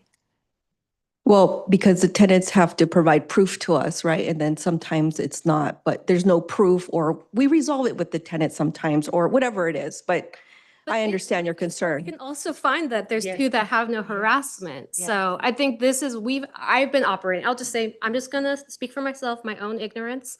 I've been operating under the assumption that the numbers we're getting are what the actual complaints are when they come in, that the tenants are saying I'm being harassed. And that's how I think I've understood these numbers. This is very different than that understanding. So I think it's just really important that we're explicit about what we're being reported, I right? just wish I would have looked at this a little bit sooner. This is the first time I actually look at it because I was preparing for another program. But I think this is how the Tahoe complaints came in. So I&E, as Callie mentioned, are the referral from the housing investigators. And then the 10 are from the advocates. That's what I believe this data is. And then the bigger numbers are on the bottom, but we could come back and clarify them for you. Hi, thank you. I just also like to mention that I think we should also discuss acknowledging the public comments that we've heard. I mean, earlier we had someone who has actually been a recurring public comment here, talking about how the latest update was that they were working with LHD investigators to talk about their harassment and gave multiple examples of that harassment. And the conclusion went that it was suggested harassment, if I recall correctly. So it's like, could we also define, do those suggested harassment cases, are they reflected here? I just think it's important that we connect what we're talking to the voices that we've heard earlier. That's my take that I wanted to share. Thank you.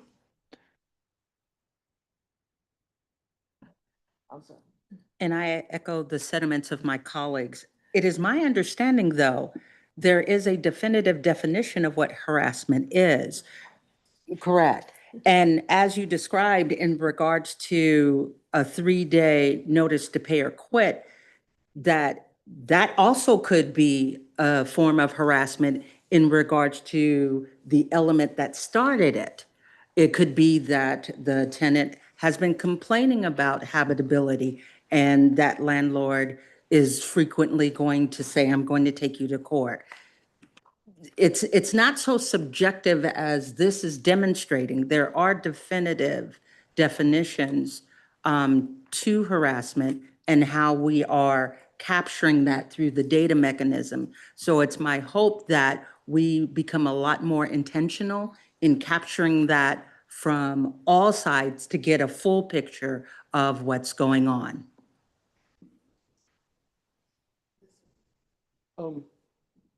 Question, earlier in your comments, you mentioned that there was a NOFA that was still in preparation that wasn't ready yet.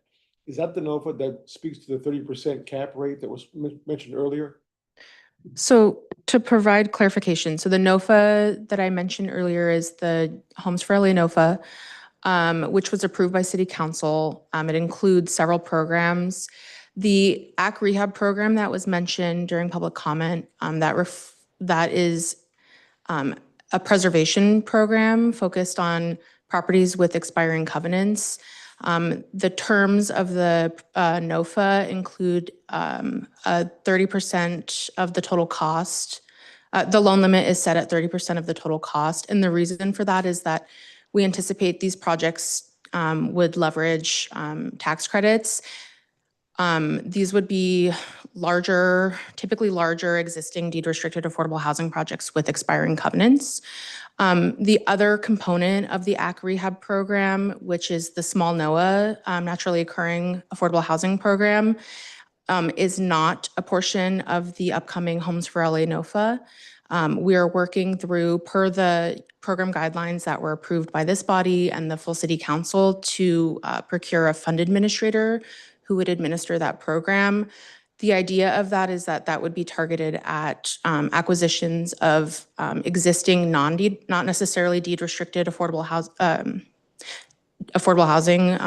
multifamily properties, 3 to 20 units, to provide funding that can be available on a more readily available basis for nonprofits, community land trusts, other organizations to acquire naturally occurring affordable housing properties. So I want to provide that clarification. Within the AC Rehab program, there are 2 sub-programs that were included in the program guidelines. And would you understand that the comments that were made earlier on the 30% cap was referring to both of them or one or the other? So the I'm not sure what the commenter exactly was referring to, but the AC Rehab small NOAA program does not have that proposed 30% loan limit. That is specific to the AC Rehab Preserving Affordability program that's included in the upcoming NOFA. And that one is for the larger projects, larger loans, possible tax credits. Correct, yeah. And then follow-up question on the stay home. The state, and I know I'm new here, so my apologies for my non-understanding. Is it my understanding that the sole source contract was originally with legal aid for the entirety of that program? Yes, correct. Legal Aid Foundation is the kind of primary contract holder of that program that was originally procured through a sole source contract. And so we were working through a potential extension. We're not able to extend that contract because we were advised that we need to go through a formal procurement process for that contract. So that's where we are now. And is the formal procurement process will result in one contractor, or is it potentially multiple contractors? I believe our goal is still to maintain it as one centralized contract. I would need to confirm that with the team, but I believe that's still our plan. Yes. Thank you. Yes, I want to follow with the colleague said about the harassment. And I think so this is a great opportunity because it's a new program. It's going to come in to first to say what that's mean, harassment, what does mean for Angelinos, and put all the data, because that is the only way that we have proof how many people has harassment in Los Angeles. And my suggestion is please take the opportunity to put what does mean harassment and put the data in the program. This is very helpful for us and for Angelinos.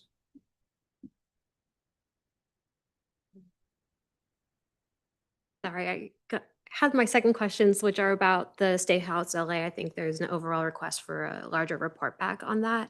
I did have some specific questions I want to raise now. I don't expect those answers now, but for this report back, these would be some of my requests. I mean, I think the fact that it was originally a sole source contract, I'd be curious to understand the reasoning for that. If there's any public documents we could get to better understand that would be great too. And why there was a change. I could be wrong, but my guess would be the city attorney would have had to approve it as a sole source contract the first time. So it seems odd that an extension couldn't be a sole source contract when, if anything, they're in a better position now for a sole source because they've already been doing it and they're definitely in the best position at this point just by virtue of having run the program.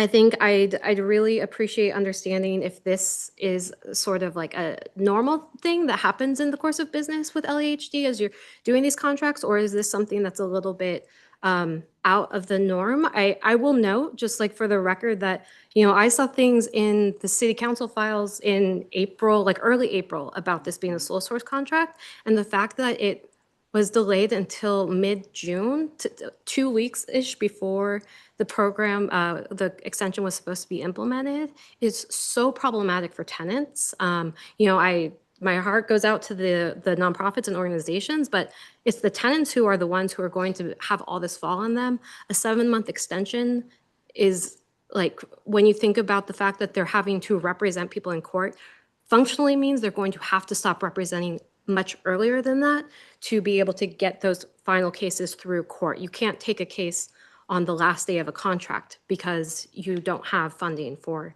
that next day. So this, I think, has huge ripple effects. I think it would be helpful to, in that report, understand what those effects might look like for tenants in terms of both the current existing, but also the fact that the programs were supposed to be scaling up. So we're losing in both of those ways, which I find really problematic and scary. And I think those were my main questions here. Yes. I'm more concerned. I think the term you use, scaling up, is what we're supposed to be doing. And it looks like that the delays But this sole source contract was originally partnered with 10 legal service providers and also 10 community-based organizations, if not more, that was already doing this work, that has already laid the foundation, are familiar with the neighborhoods, the council districts, and everything else. And I'm trying to figure out, are we trying to reevaluate the contract and give it to one of the other 10 LSPs that are already in the program for them to be the lead, but all of the other law firms are still participating, if I'm not mistaken. So who else is there that we're going to reach out to give a contract to? I'm flabbergasted, and I actually don't know exactly how to word a lot of the stuff that I'm hearing right now. And the tenants is what I'm really, really concerned with. What kind of message, if this delay and this program goes away, are we sending to the corporateers that are maiming the tenants in the first place, that it is open field for us to make another 100,000 homeless people on the street? I'm very concerned. Any other discussions? Nancy? Yes, a clarification on budgeting. The budget versus actuals showed that there was a remaining balance of 10,300,000, I presume. With June, it'll be slightly lower at the end of the fiscal year. That those funds then are carried over into the current fiscal year and are part of the 771,000 that is then shown on the COC budget. So the remaining balance of 8,515 here for the COC budget is as of, actually, can I go forward to the COC budget? Because this is as of the end of May. Yeah, I'm not concerned about $8,500. I was interested in the 10 million that shows That is- ULA administration. So to clarify, the COC budget is 3% of our total admin budget per the ULA measure. The other administration funds are for staffing costs, other administrative contracts that are needed to implement and run the programs. So the remaining balance for the COC budget has been reflected in the budget that you all approved today as your total available funds for the upcoming fiscal year. I'm sorry, I must be slow today. Maybe I'm not understanding your question. Yeah, I'm looking at under the budget versus actual, should ULA administration remaining balance $10,347,000. How does that relate to the COC budget of a total of 1 million, including the 771 for COC staffing? It does not relate. They don't relate. Yes, so the COC line item here is the COC budget, which is 3% of the 8%. So it's 3% of the overall admin. Maybe that's the easier way to think of it. And then the ULA administration is 97%. So that COC line item here is what is reflected as the kind of rollover that will be available. And again, this is as of the end of May. I believe we might have provided you an updated for your budgeting. So this is remaining funds available as of the end of May for the COC, which will be available for your budgeting for next year. The additional funds for the upcoming fiscal year, which is not reflected on this slide, are from the fiscal year 25-26 ULA expenditure plan, which was just approved on Tuesday of last week. It was around $1 million that was allocated to the COC for the upcoming fiscal year. And so the 10, if I'm understanding what you're saying, the $10 million remaining balance in ULA admin is over and above what is being shown here for this, the $1,028,000 for the COC budget. For other things? It's not part of the COC budget. It's not part of the COC budget, okay. But it's part of the expenditure plan that we previously looked at and reviewed. Right. You're I think I get it. Any general comments as to why there was $10 million left over or at the end of the fiscal year? It does seem like a lot of, like a pretty high number. Yeah, we're still, as I mentioned, we're still working on our staffing plan. So we'll see as we start bringing those additional staff on board, a need for that administration budget. We've been delayed with the larger budget conversation here in the city on completing our staffing ask, but are working on bringing that forward. Okay, thank you. Madam Chairperson, when we finish this discussion, may I propose that we, unless there's something urgent, that the rest of the agenda gets postponed till the next meeting? I think we're losing people and the hour's getting late. Go ahead. You said you wanted to, I'm sorry. So I think LAHD had an additional Yes, portion of their presentation. report, and I guess my question is whether we should postpone that to a future meeting, given the hour. I'm going to defer to the city attorney. Are we allowed to do that? Yes. Okay. All right. I would just like to make a point of clarification, since I know there was a good deal of public comment today, and just so folks on the committee are aware, our timeline for next steps for the disaster relief program. We are working to bring forward our recommendations for that program to the city council in August. And just want to let you all know of that timeline. That is before your next COC meeting. Yeah, and I think so. This is very important and respect to all the public comments today. And I think so for that, I want to make an motion about disaster relief, because we hear and we know it's almost 4 weeks with all this situation here in Los Angeles. And I think so, and that's my opinion, and we are here because we need to protect the Angelinos. We need to protect the tenants, and we hear the opinions. That's why I want to make a motion of that. I know we need to spend more time in the budget, but I think so this is something like we need to push a little bit, because in August it's going to be in the council members position. Can we do that? That motion for the Sorry. At this time, the Brown Act would prevent any motion or substantive discussion of that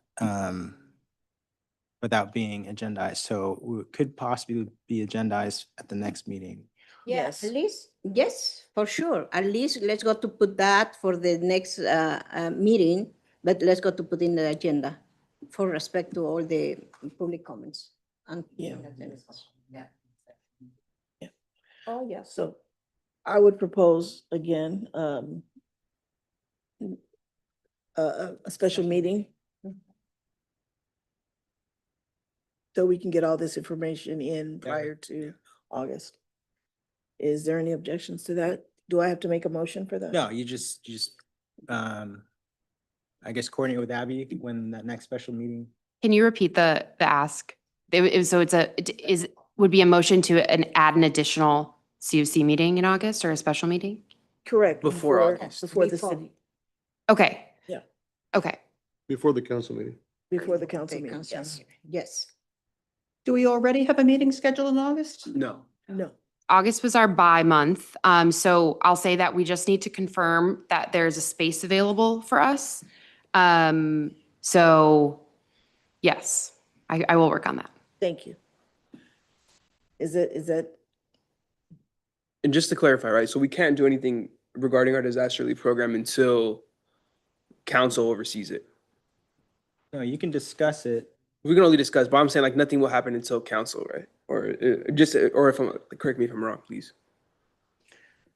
I thought we just need an agendized item. We Yeah. need it on the agenda to take an action on it. So that's what the special meeting will be for. And it'll be the agenda item just for that. Okay, just making sure. So we can discuss today, but not take action formal. Briefly discuss it. Briefly discuss.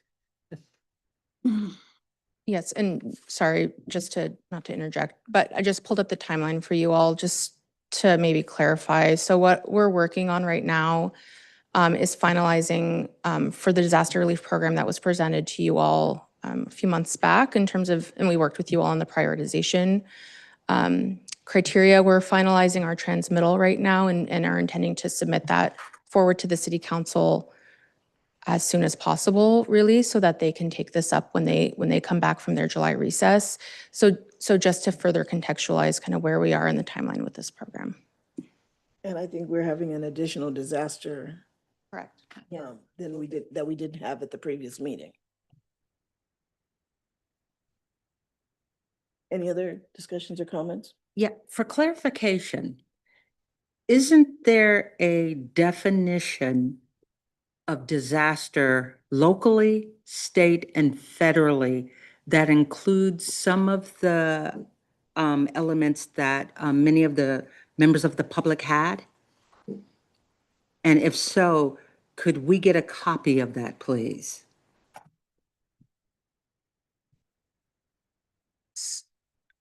So to speak to what we're talking about specifically, right, is what I believe the committee is alluding to is the prioritization structure for this round of the income support program. Within your program guidelines, we specified priority populations that could be prioritized for receipt of the income support funding, and also included language that provides the ability for the COC to recommend additional prioritization criteria that are not included within the program guidelines. So the recommendation that was approved by this committee was to define that prioritization criteria as households that were impacted by the fires in January. So it was not a broad disaster criterion. It was limited to households that were impacted by the fires. Correct. And so since January, we're having another impact.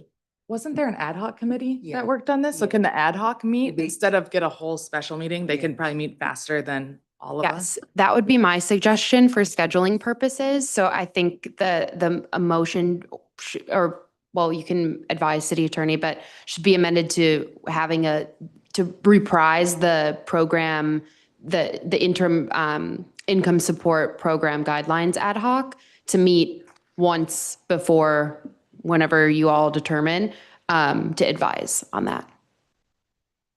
I think a few months back, we already made a motion to have the guidelines ad hoc reconvene for up to a certain number of meetings. I don't think we met that cap yet, so I think It we was can up to just, 10 or something like pretty high. so we can just Yeah. do it, right? Just do it. Right. Okay.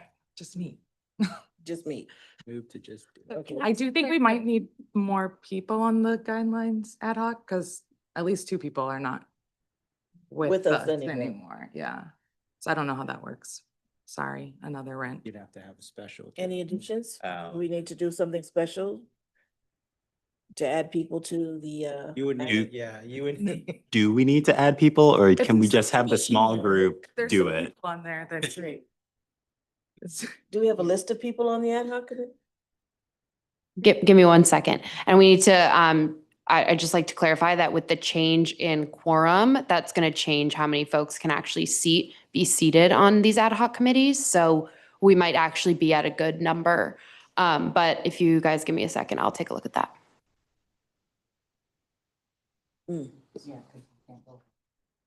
Okay.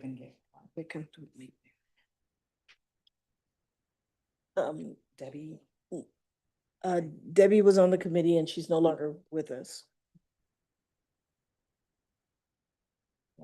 Okay. Can we get clarification of who's on the committee and if we think do Abigail's actually looking. meet? Yeah, thank you, Abigail. Can I One ask a more. question about this while she's working on it? Sure. So just so I understand, so if the ad hoc committee meets and they recommend new guidelines, do we need to meet to actually still approve them? So there will still need to be a special? Yes. Okay, thank you.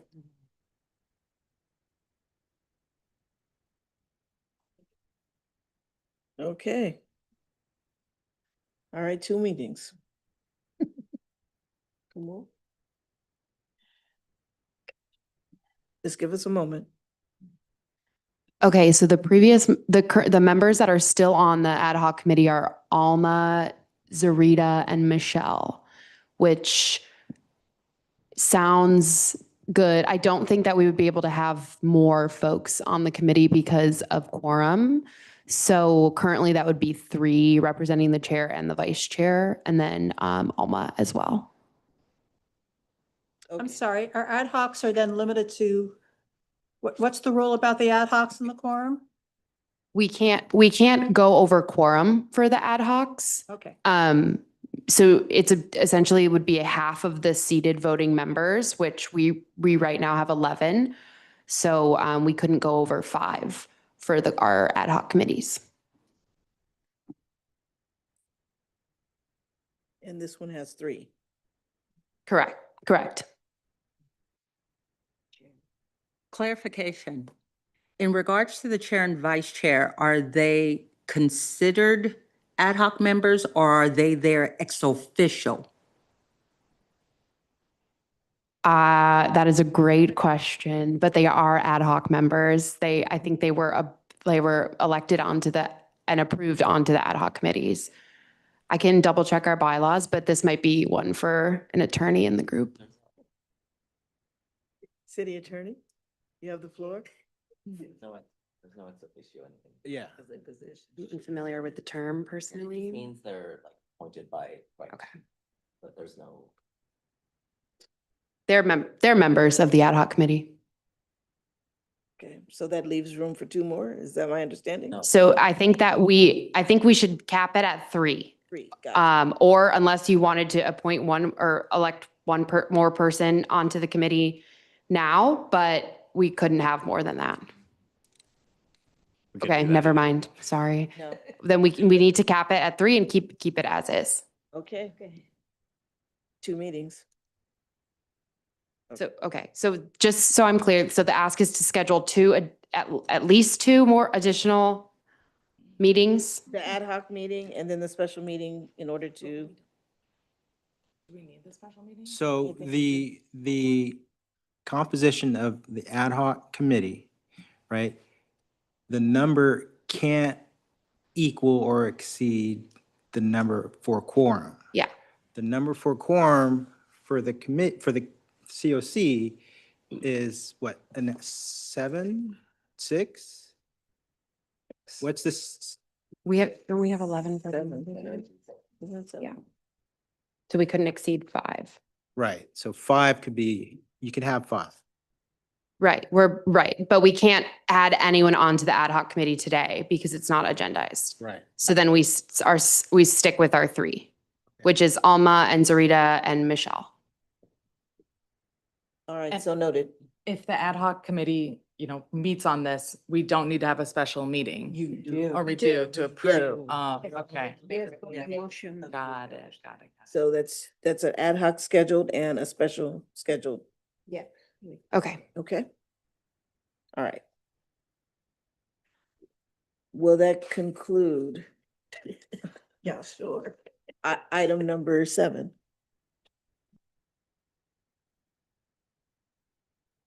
Is that a yes? Yes, 5. Okay. All right. So the next one would be skipping back down the agenda to item number 11, which is future agenda items. Is that where we are? All right. Next COC meeting is September 18th, unless we schedule that special meeting in between. Yep. Quick, so once the ad hoc meets and the special meeting comes up, we're able to adjust the language used for the recommendation, correct? I'm sorry? Are we able to adjust the language used for the recommendation? Yeah. Or it's like whatever the ad hoc proposes is what stays?